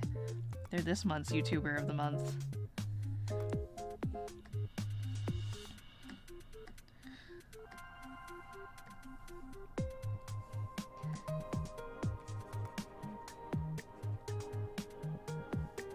Still time to vote. Cutoff is the 31st of July. Alright, I will let everybody know. Because I think then the morning stream, the next time I have it, will be probably the last chance I can say on stream to remind people to go vote.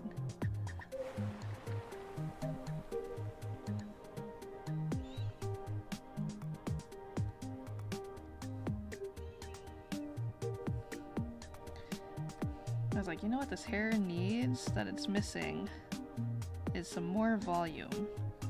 We got one layer of shading here, which is, oops, current layer. It's helping somewhat, but I need more shadow. We need more darkness to add more volume. So I'm gonna make another layer.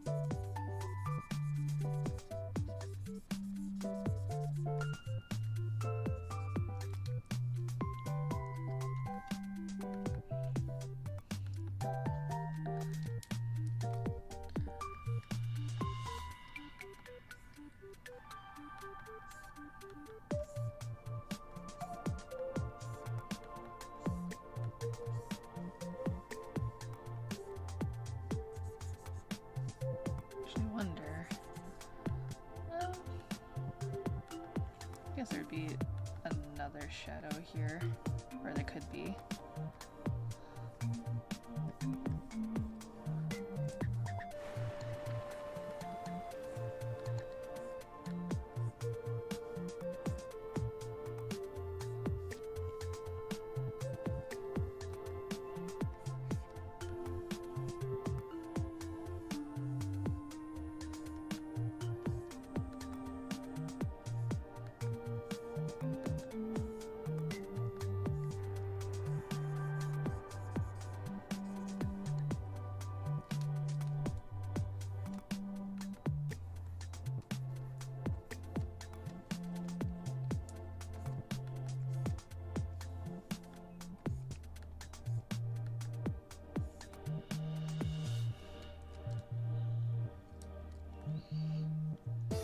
Hello, Chozo. How are you?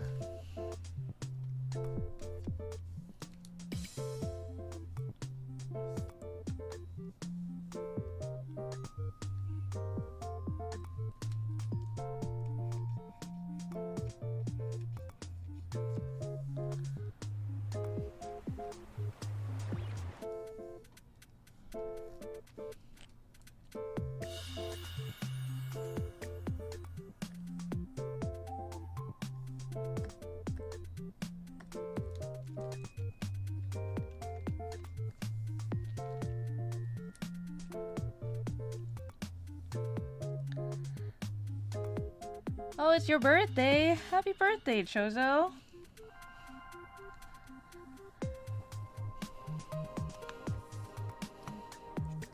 Has it been a good one? I hope you're having a good time. I hope you've gotten to eat something yummy.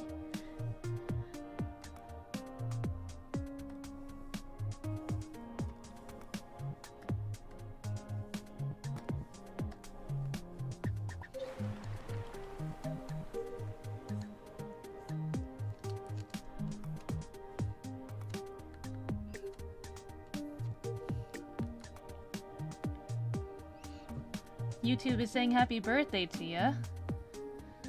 A lot of being a couch potato. Good. That's always a good birthday. Roommates treated you to Korean barbecue last weekend, though that was super nice. Oh, fun! That sounds great. Oh, I haven't had Korean barbecue in a hot minute. What's your favorite meat to get at Korean barbecue? I feel like there's usually a couple staples that me and my friends typically get.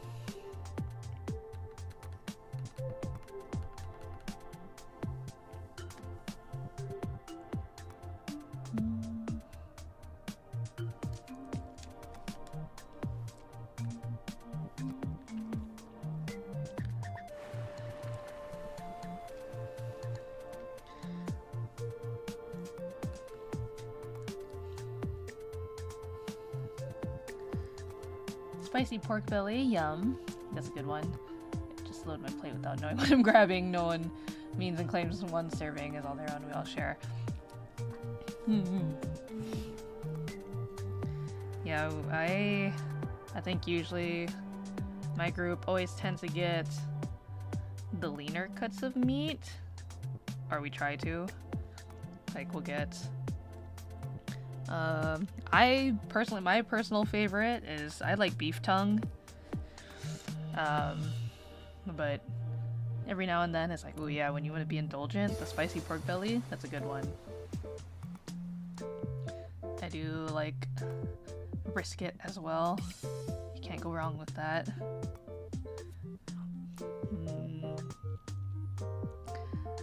And, you know, it's not even just like the meat, it's also just like the side dishes, the banchan. Oh, so good. I love the potato salad. It's the best.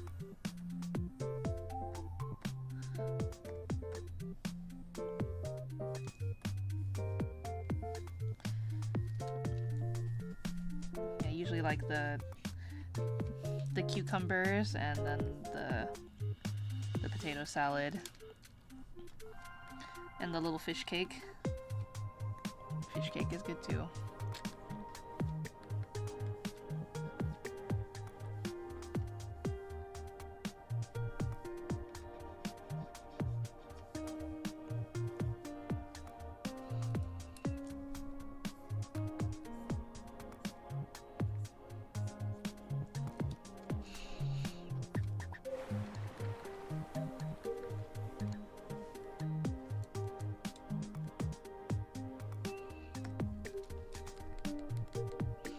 And beef tongue since the last time I had Japanese barbecue. Oh, Japanese barbecue is good too.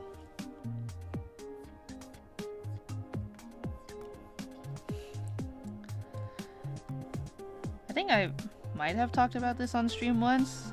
I went to a... So, it's a company that is, like, they advertise themselves as a Japanese barbecue place, but I think the company itself, I'm pretty sure, is Chinese.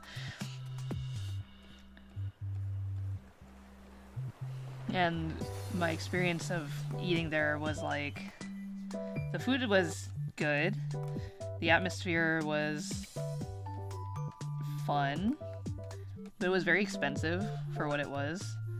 And I would not personally go there if I wanted Korean barbecue every time, or like Asian barbecue, or like Japanese barbecue. But as like a one-time thing, if you're like, ooh, I kind of want to splurge on, or like have a special occasion, I think that would be like the only time I would probably go back to that place. The other thing that is kind of weird about this company too is like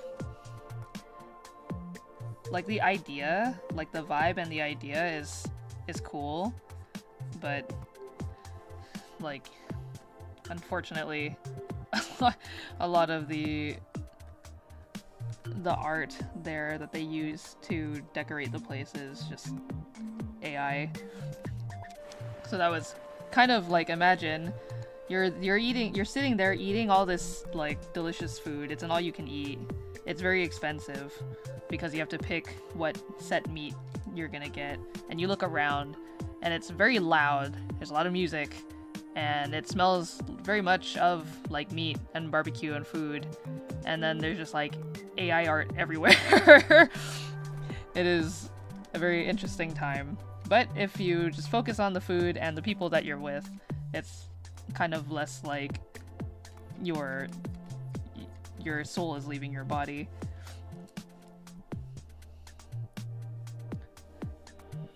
You love beef tongue, but none of you are more transparent. I'm willing to try it. Oh, thank you for subscribing. Welcome. Welcome to my channel. Welcome to the Float Harbor Aquarium. Transparent friends is a way to describe it.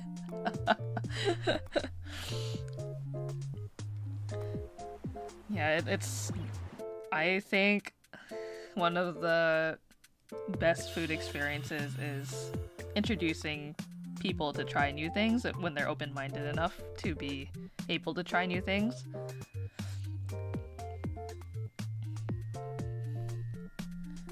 Like, I don't think...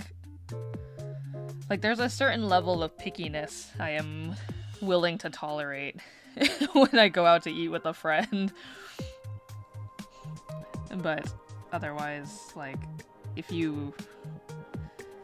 yeah, I just... You gotta be able to eat, man. Enjoy food with me. Be able to have an open mind. Try new things. Things are yummy. Why subject yourself to only eating one thing?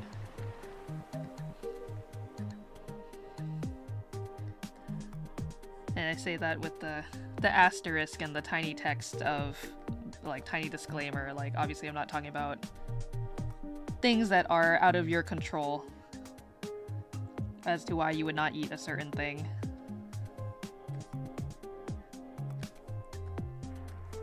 But if we're talking about, like, by choice, you are just purely a picky eater. I'm sorry, we're gonna have a difficult time.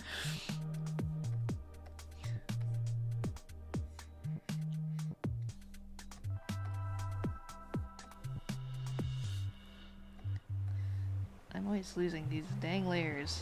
There we go.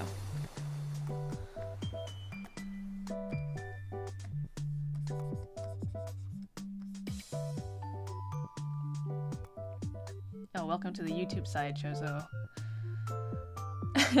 It's okay. I know you were on the Twitch side. AI art is something I want deleted from the world. Me too. You've come to the right place. We are also AI art haters. Try to make it a point to try new things. You never know what you like. Exactly. Exactly. I feel like I need to give intestine another try because, like, the last time I tried it, I did not enjoy it. But the weird thing is, you know, I think my family tricked me when I was a young otter. They fed me this, I mean, if you know what it is, it's called pâté, and pâté is like a French thing where it's basically what I would describe as just like intestines or liver specifically ground up till it's a paste, and then you use the paste and you spread it on like toast essentially, and it's a savory like thing. And my grandparents and my aunts and uncles and my mother fed this to me when I was young, and they did not tell me what it was. They were just like, eat this, and I was like, okay. I put it in my mouth and I was like, wow, that's pretty good. What is it? And they're like, don't worry about it, just eat it. And then once I was old enough to learn what it was, I was like, oh, well, I mean, it's yummy already. So then I tried eating just like liver, and it was not very good. I did not like it. You like pâté, but I wish more of it would be made without cruelty. Yeah, me too. Hello! Why do people not like liver? They're so good.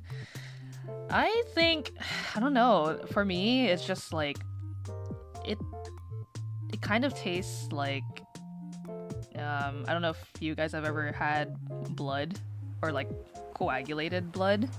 It has this very like metallic, irony taste, to me at least.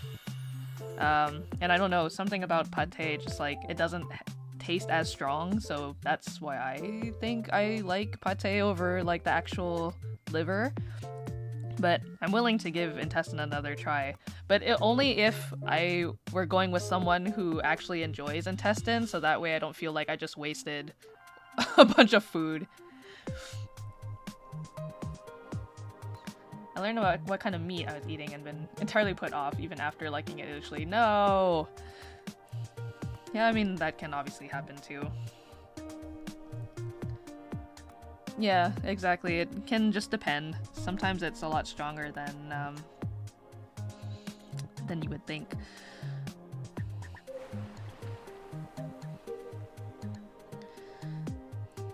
Yeah, there's this, I don't think it's a specific soup, but there's a type of soup that my family will make, and they enjoy it with blood, like cooked blood. I think it's cooked pig's blood.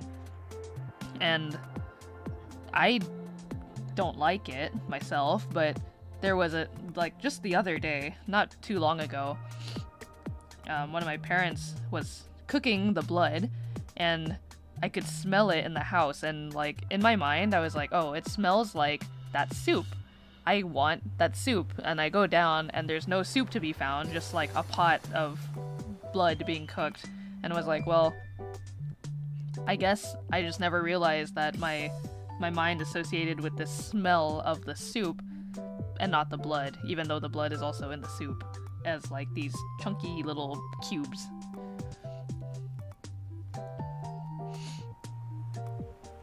First time you had beef liver was at the same Japanese barbecue I mentioned, and you really liked it. Chicken liver is a lot milder. Okay. In this case, it was only rabbit, which is fine to eat, but I could only think of how cute they are. Yeah, oh. I think if I was presented with rabbit, I would be open to try it, but it would make me a little sad. Yeah, because rabbits are so, like, harmless. I mean, as most animals are, but, you know, there's a certain stigma about certain animals.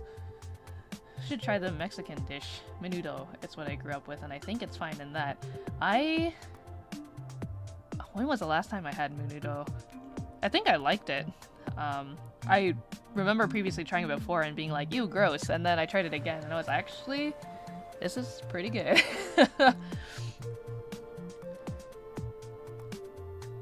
Meanwhile, I eat haggis. I will happily try intestines again. I have not tried haggis yet. I only feel like I should go if there is someone with me who also enjoys said thing, so I don't feel like I am just wasting food. Like, I don't want to order a whole thing for myself and it turns out that I still don't like it. Someone needs to come with me who can show me the light. And then if it's still not working out, then they can just have the whole thing.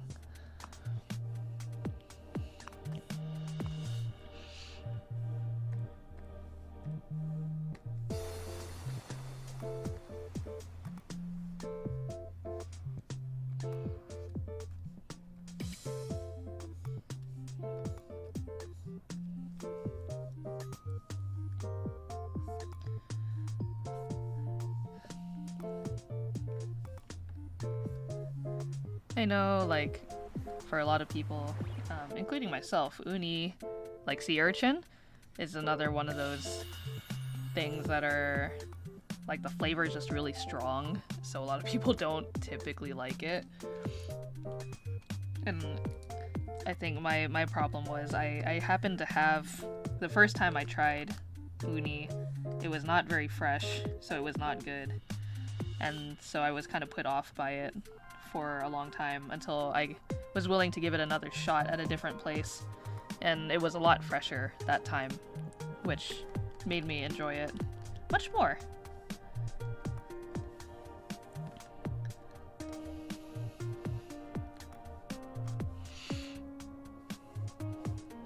Would be very sad if a sea otter did not enjoy sea urchin.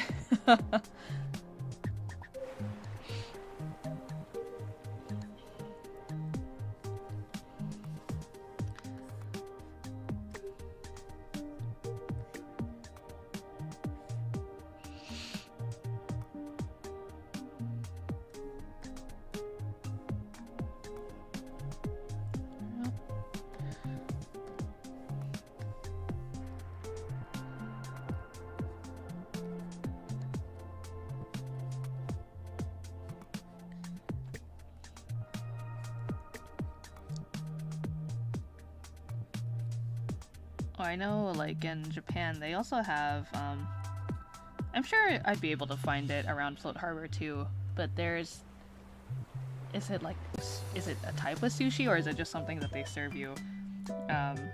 It's like I forgot what it's called. It has a specific name, but it's like the sperm sac of a type of fish, and apparently that's like it's a delicacy. I'm very curious to know what it tastes like.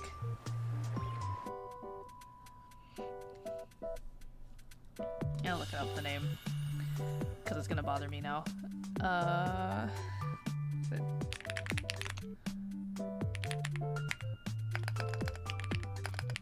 Fish. Yeah, what's it called? Shirako. The famous Japanese fish sperm dish is called shirako, which translates to white children. Oh, yeah, that makes sense. Shiro and ko.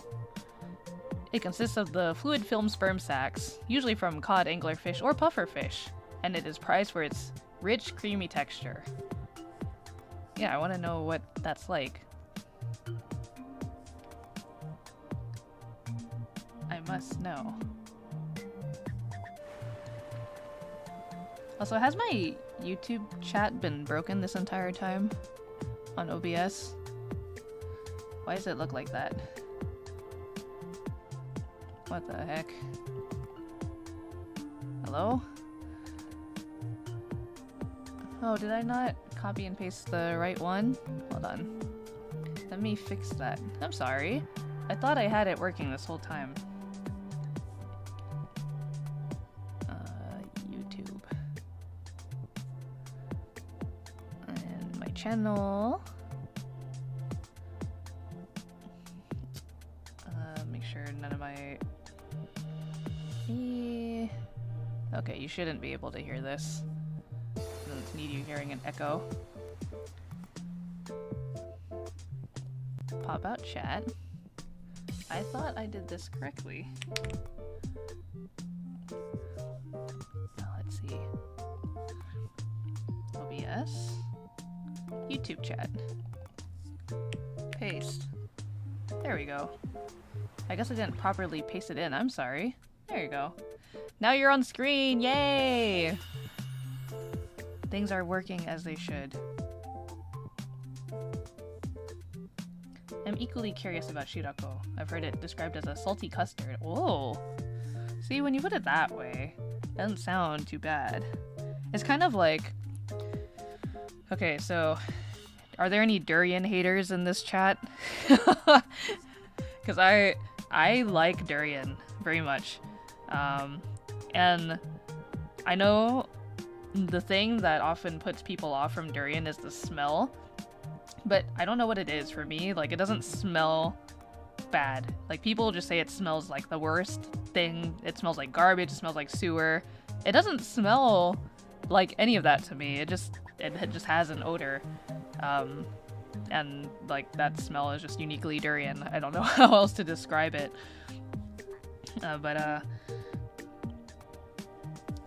Durian, so if you can get past the smell of durian, I would describe the taste as custardy. It tastes like custard to me.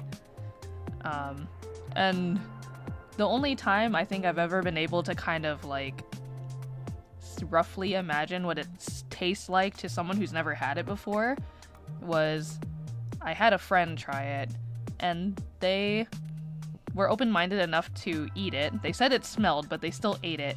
And then they said it tastes like sweet onion. Like, maybe not with the same kind of like bite of onion, but it was like sweet. Like, maybe that's where the custard part comes in, and then the other half of it is like, oh, it tastes like an onion. And when they put it that way, then I could kind of like see it a little bit, but to me it still just tastes like sweet durian.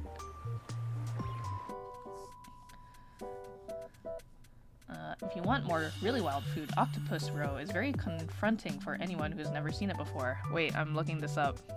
Octopus roe. I didn't even know that was something that you could... Octopus roe. Roe. R-O-E, not E, not W. Oh, interesting. It looks like... I don't know. Raw octopus egg. Okay, I can see why why people might be put off by this. It does look a little creepy. It looks like bugs, but I'd be curious to try. Yeah, interesting. I think if I were to reframe like, instead of saying that it looks like worms, it'd be like, oh, it looks like grapefruit. Like, you ever seen like the like little pulpy bits of grapefruit? Kind of looks like that, but just bigger.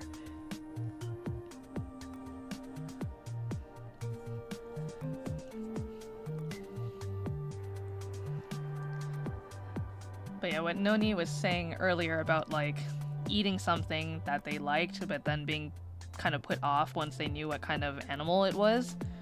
I feel kind of that way about what's it called? The dish where it's like an egg of a duck or a chicken, but the embryo is pretty much like developed for the most part.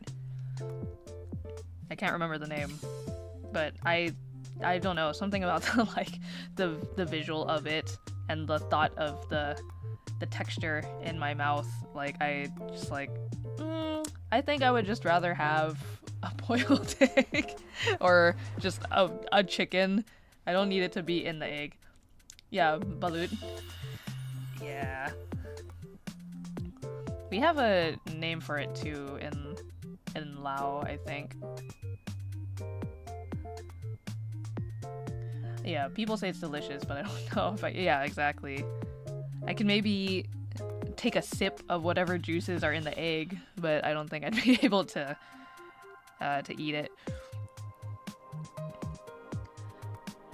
You know, like, I a long time ago never thought that I'd be okay with eating bugs, and I still have not tried eating a bug in a, like, I mean, so back when I was first presented with the idea of eating bugs, I was like, no, I can't, because I've always seen bugs as just like these little guys. And so the idea of putting one in my mouth seems kind of weird. But, you know, as I get older, the more appeal, like, in terms of if it's prepared properly, it's starting to have on me. I don't know, I think I'm just starting to compare it more to, like, shrimp. Yeah, exactly, shrimp. It's kind of like, yeah, land shrimp, sea shrimp. They're kind of similar. So I'm wondering if maybe I could give it another go if someone presented me with, like, I don't know, fried crickets or something.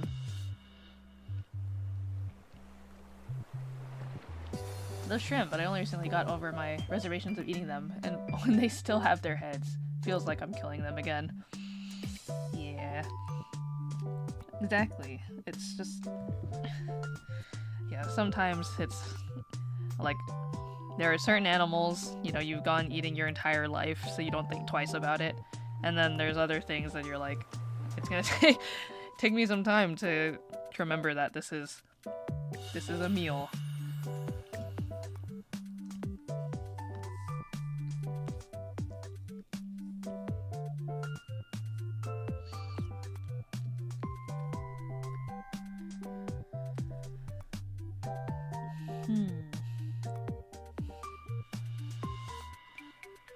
Oh, I remembered what I was trying to do. I was like, what was I doing? Not that. Is this? It is.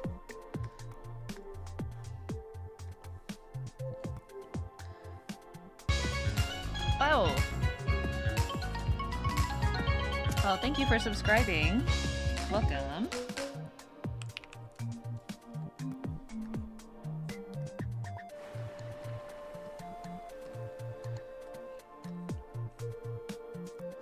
Actually, if you enjoy...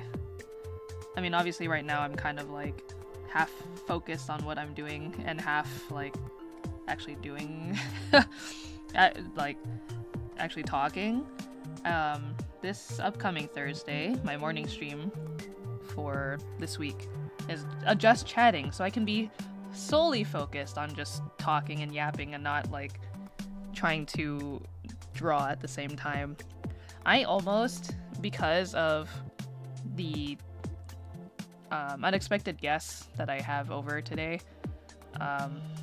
because I was worried about the noise levels, I almost did a like muted just a art stream, but I really wanted to chat today, So I'm glad I decided to do that anyways. Maybe eventually one of these days I'll do like a, maybe when I have like an art piece that I'm already kind of like locking in on, when I can actually just focus and stop getting distracted about wanting to chat with everybody, maybe I'll do like a quiet or like a muted art stream. But for now, I am feeling pretty yappy, so this is what you get. You've come to stream to hear me yap.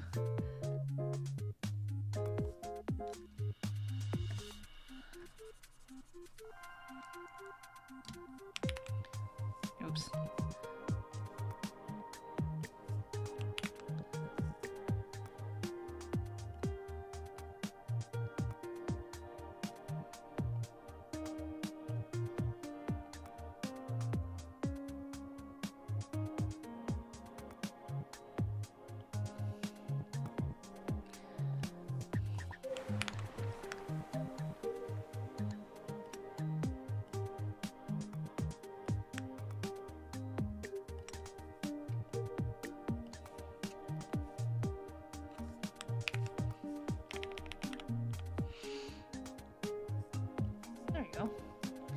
I like the light kind of being a little subdued in this eye. Just because it's in the shadow more, I should actually make it less bright. Yeah, kind of like... It's kind of fun too, having it like pop out a lot in terms of saturation. I think I kind of like it like... somewhere between like this and this color.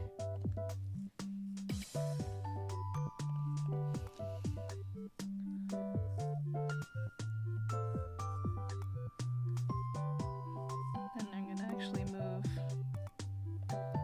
resize this one. The shine, I want it a little smaller. Angle it more down here.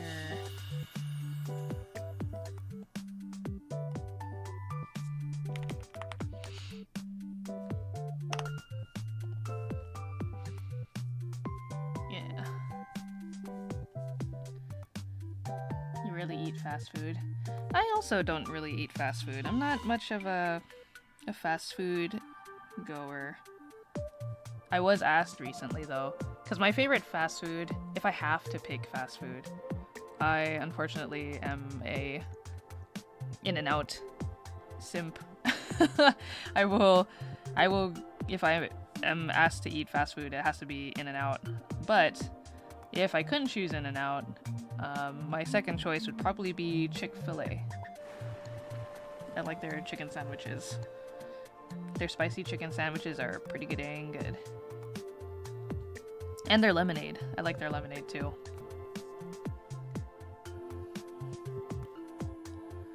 Pretty different eating a piece. Yeah. Yeah, for real. Took me a hot minute to bravely eat soft-shelled crab whole or baby octopus. It does, yeah, yeah, exactly. I think seeing the whole animal is like a bit different than just being served like a prepared piece. You can kind of separate the limb from the body or the face of the animal. Once every several years. Yeah, yeah, for me it's more like definitely like a special occasion type thing. I don't go out of my way on the daily to get fast food. And I don't crave fast food either, typically. Very, very rare. Ah, speaking of food. Hello, OnlyFlans. You just got off work and you're getting food. What's on the menu today for you?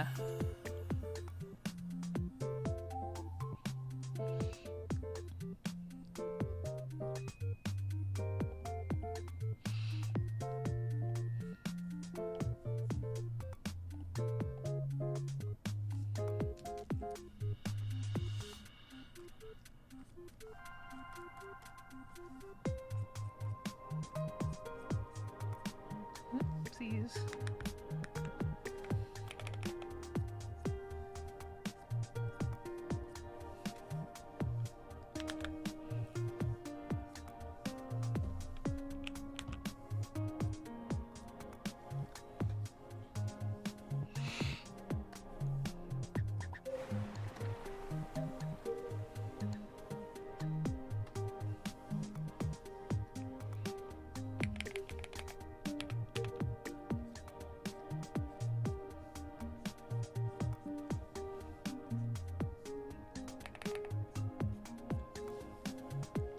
because we have guests over, my quick little meal before stream was some shrimp prepared by my aunt and some fried chicken, homemade fried chicken. I'm not sure who made it though.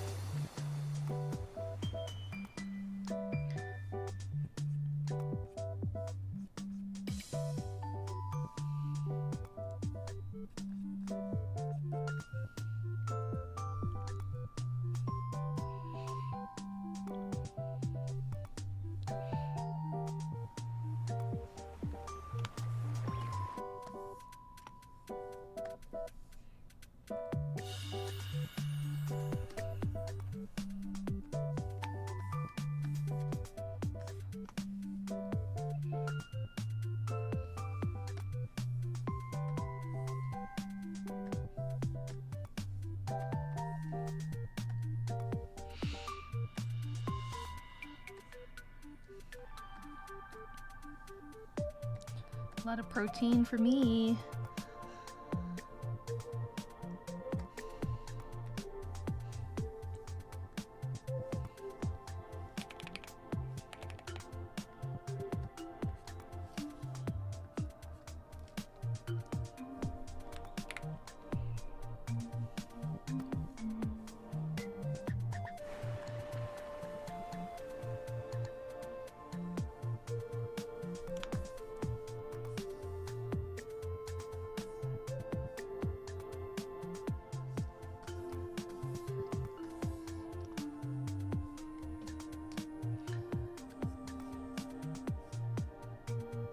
Yeah, I too hope you get something yummy.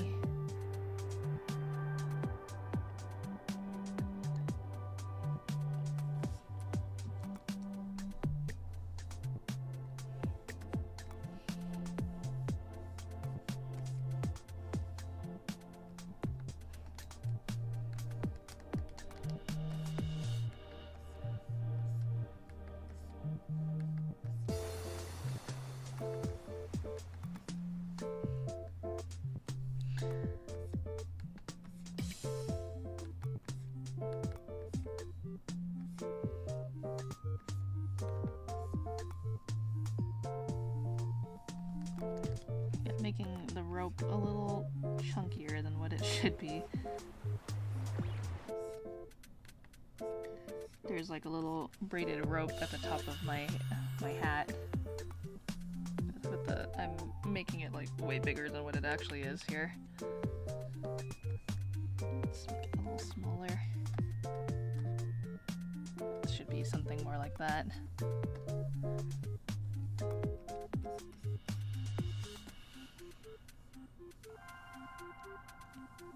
I guess I also didn't even consider there's like the band part. That would be, let's put that on the white of the hat.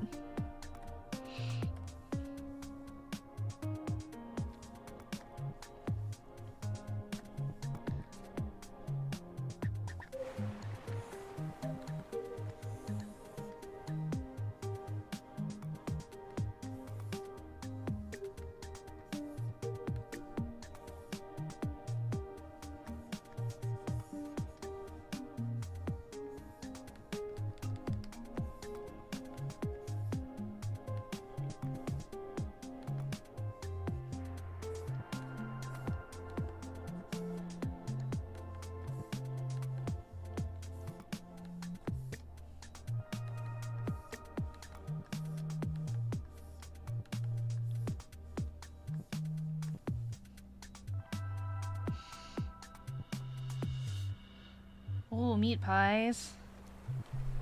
I haven't had a meat pie in a long time.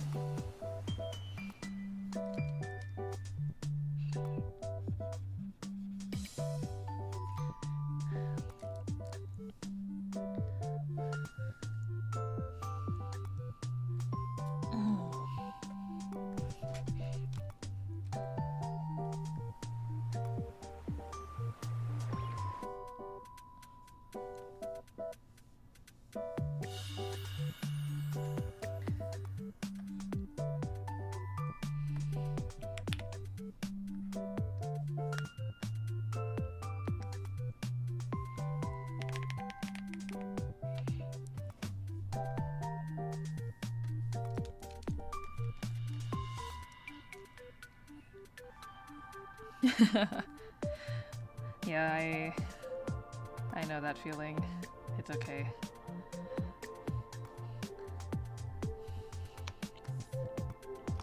Fight through the pain to enjoy your food.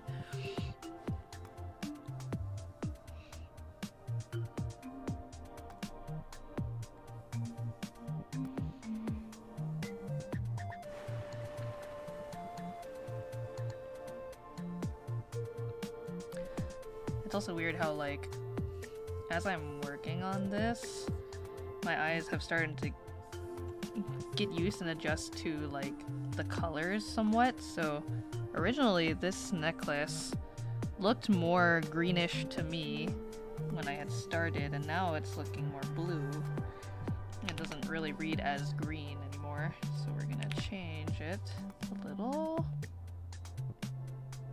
There we go, now it's more green. Quote-unquote green.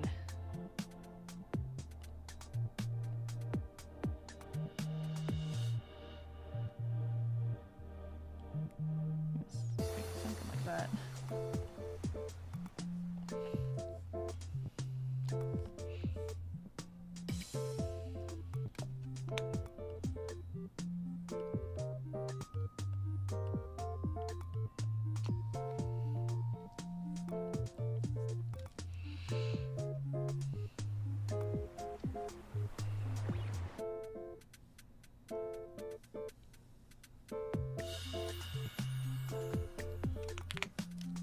Oopsies.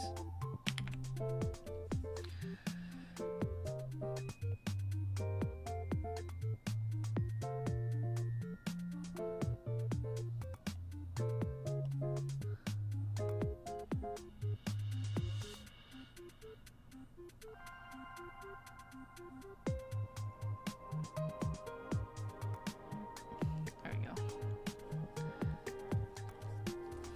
Yeah, we the last time I worked on this Noni, we were talking about like color and color relativity,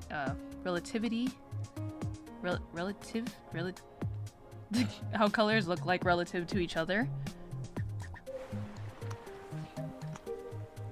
And a lot of the times it's just like, I just put down kind of like a basic idea and then I just start messing with everything until it looks correct. It's about the vibes, baby. Who cares about logic?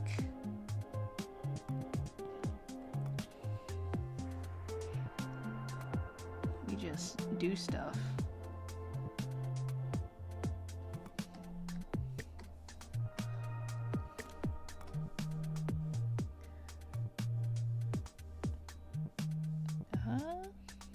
Oh, okay.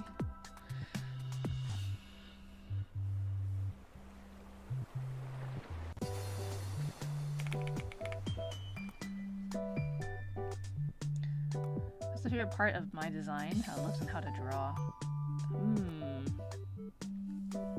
Favorite part of my design? Okay, we're gonna look at, I have the full body rough reference right here. Or just the flats, so this is without any shading. This is what my VTuber model looks like without any shading whatsoever. Let's see, when I was making this design, my favorite part, I think my favorite part of the design is, well, okay, so when I made the design, I thought to myself, like, I want, you know, obviously the focus to be, here we're gonna draw on a separate layer.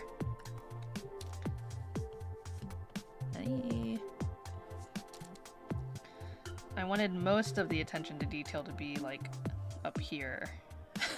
Because this is all what you were mostly gonna see anyway. It was probably like this much of the design.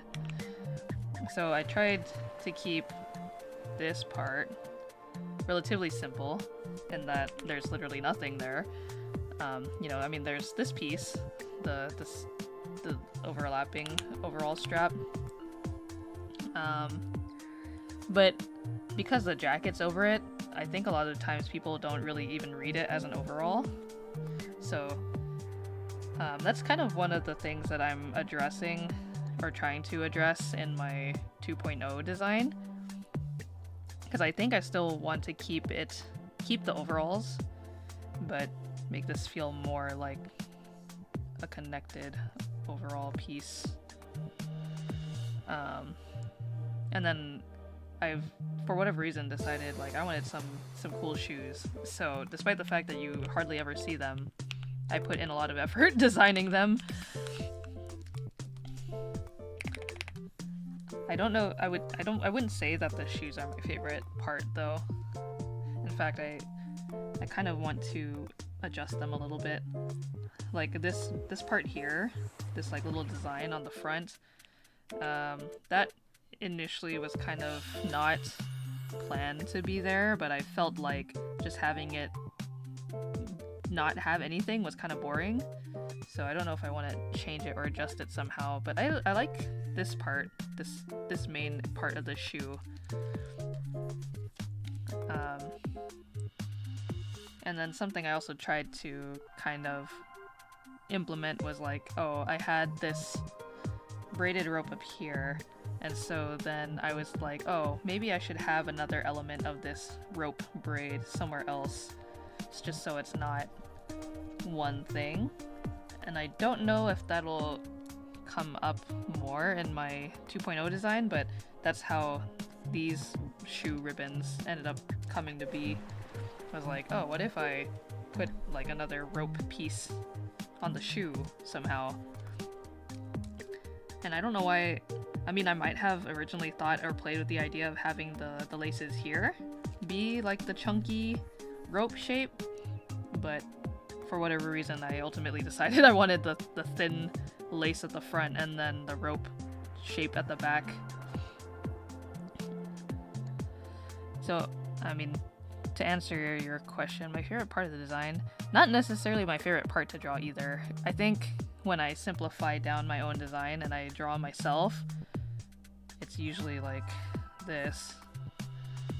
So I've successfully found a way to shorthand it really easily, which I like. I like that I can very quickly draw myself and not have it be something that takes forever to do.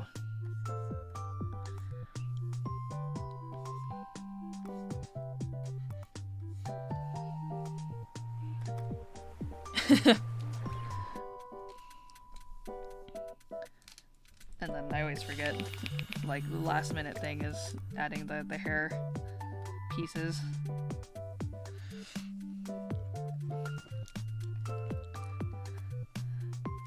And I mean, of course, with any character design, the most important part is, even more so than this half, is just the face.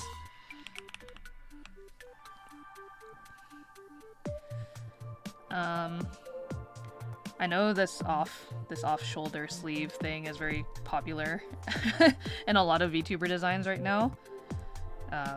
It still is. I think it's fun. I don't care how much other people have used it.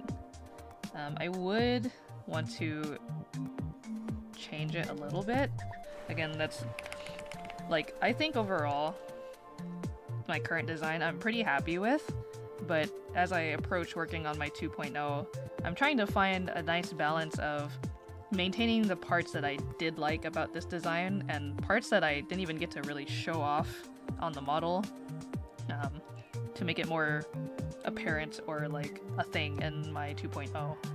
Like, for example, this part back here, wait, that was a bad arrow, right here, this little bit, this little area right here behind the arm and the body. So the way that it's supposed to be, and I showed the back of my reference sheet, or I showed a rough draft of the reference sheet that I had going. So the back of it should look something like this. Here's my noggin. Alright.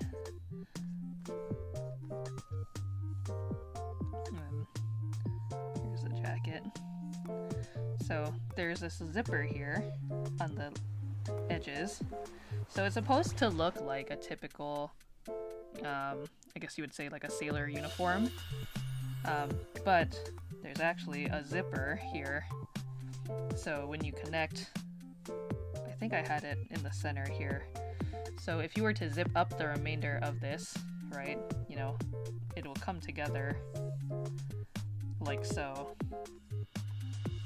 And it's supposed to be a hoodie if you zip it up completely, and then, you know, the zipper would look like this. So from, if I were to put on the said hoodie,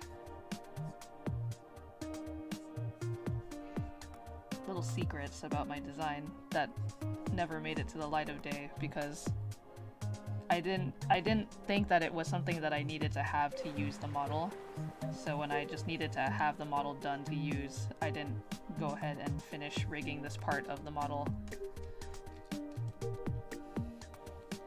The zipper would be here at the front because then it goes down along the hood like this.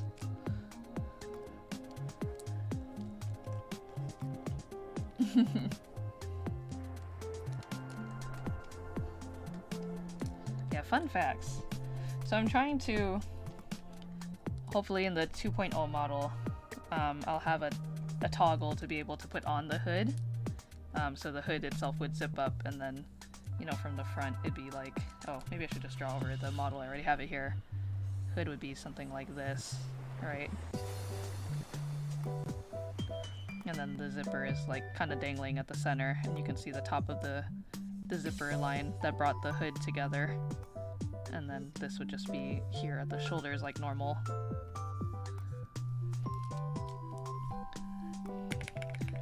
But this is a very rough, badly drawn example. But that's the gist of it. And the inspiration came from a jacket that actually exists out in the real world, and I didn't know how to get my hands on it because it was being sold across the earth from me. But I took the design as like, oh, something I wanted to implement onto my own design.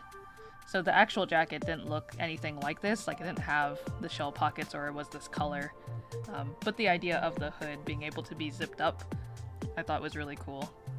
So I wanted to take that. So yeah, again, in the 2.0 design I'm working on, it's gonna be a fine line of not deriving too far from the original design, because I still like a lot of elements from it. This isn't really answering your question, Noni, I'm sorry, I kind of went on a whole other tangent. But yeah, I'd like to polish up and show off different ideas, or like, I guess, making it more, even more, feel like it suits me than what it already is. Yeah.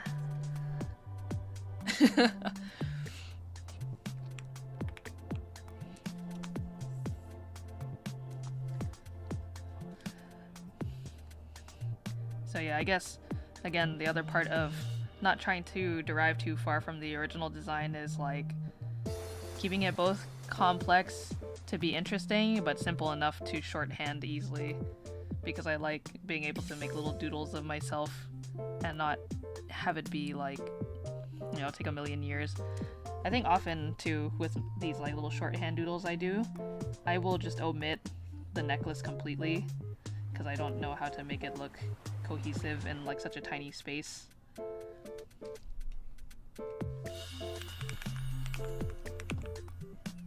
Or I usually will do something like that.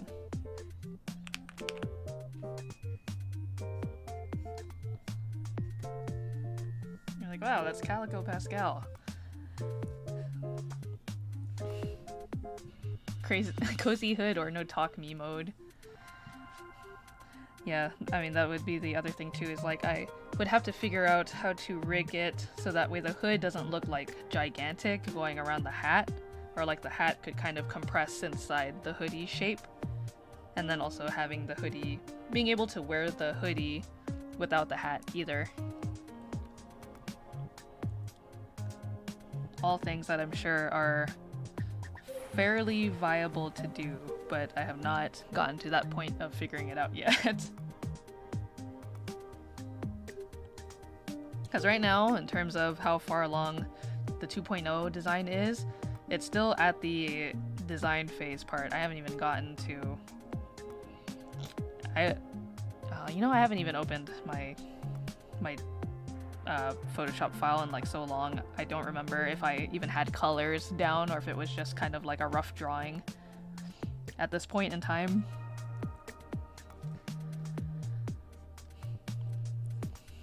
But I think I had, with the limited time that I had when I was inspired to work on it, I was like, wait, I should stop spending all my time trying to work on the design when I should be working on the new Live 2D base itself. So the idea was, because this current model that I have, we're gonna break the fourth wall here. If I were to remove like the clothing from my model, all the parts that are hidden beneath clothing, there is no anything beneath that. Because at the time I didn't think I would need it, but I realize now that if I want to continuously make myself new outfits for my Live 2D model, I should have a reliable base to work on top of, instead of having to redraw pieces that are missing every time, or, you know, pieces that I need specifically. So that's kind of where my head is at in terms of like, oh, what's the next step to this?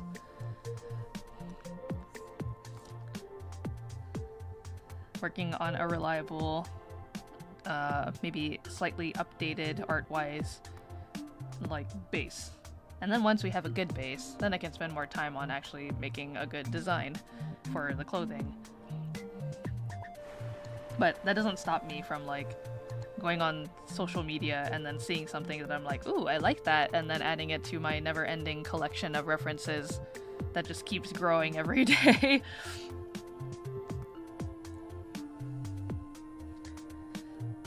Yeah, and then as you can see, because we just were kind of just chatting and yapping this whole time, I wasn't even really drawing. I was just kind of mindlessly moving around my canvas, not doing too much.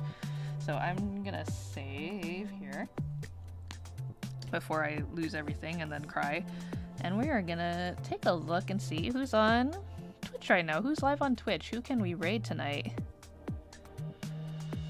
I'm gonna pass y'all along. Oh! Not Dreamy. Lunary is live. Lunary is... I think we've raided Lunary before, but she's doing some art. So let me just make sure that she's not about to also leave. Yeah, she's been live for about 2.5 hours.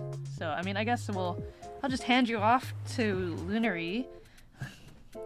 Oh, Lunary went to Offkai. Okay, so we can... unless we've already missed the Offkai portion of their chatting. They're making art right now, so we're gonna raid into Lunary.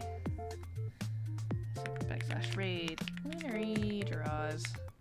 Oops. Oh, and enter. Alright, y'all. Thanks for joining me tonight.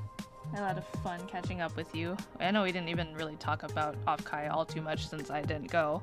And I don't think the people who joined in really went to Offkai either. But yeah, it was fun.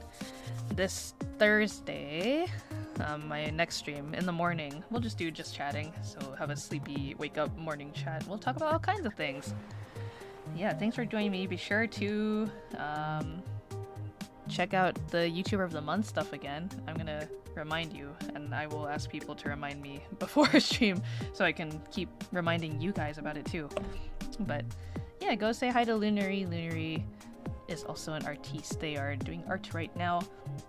And other than that, I will see you all next time. Thanks again for the raid and all the follows. I hope you have a lot to look forward to with me. And I will see you all later. Bye-bye. Good night.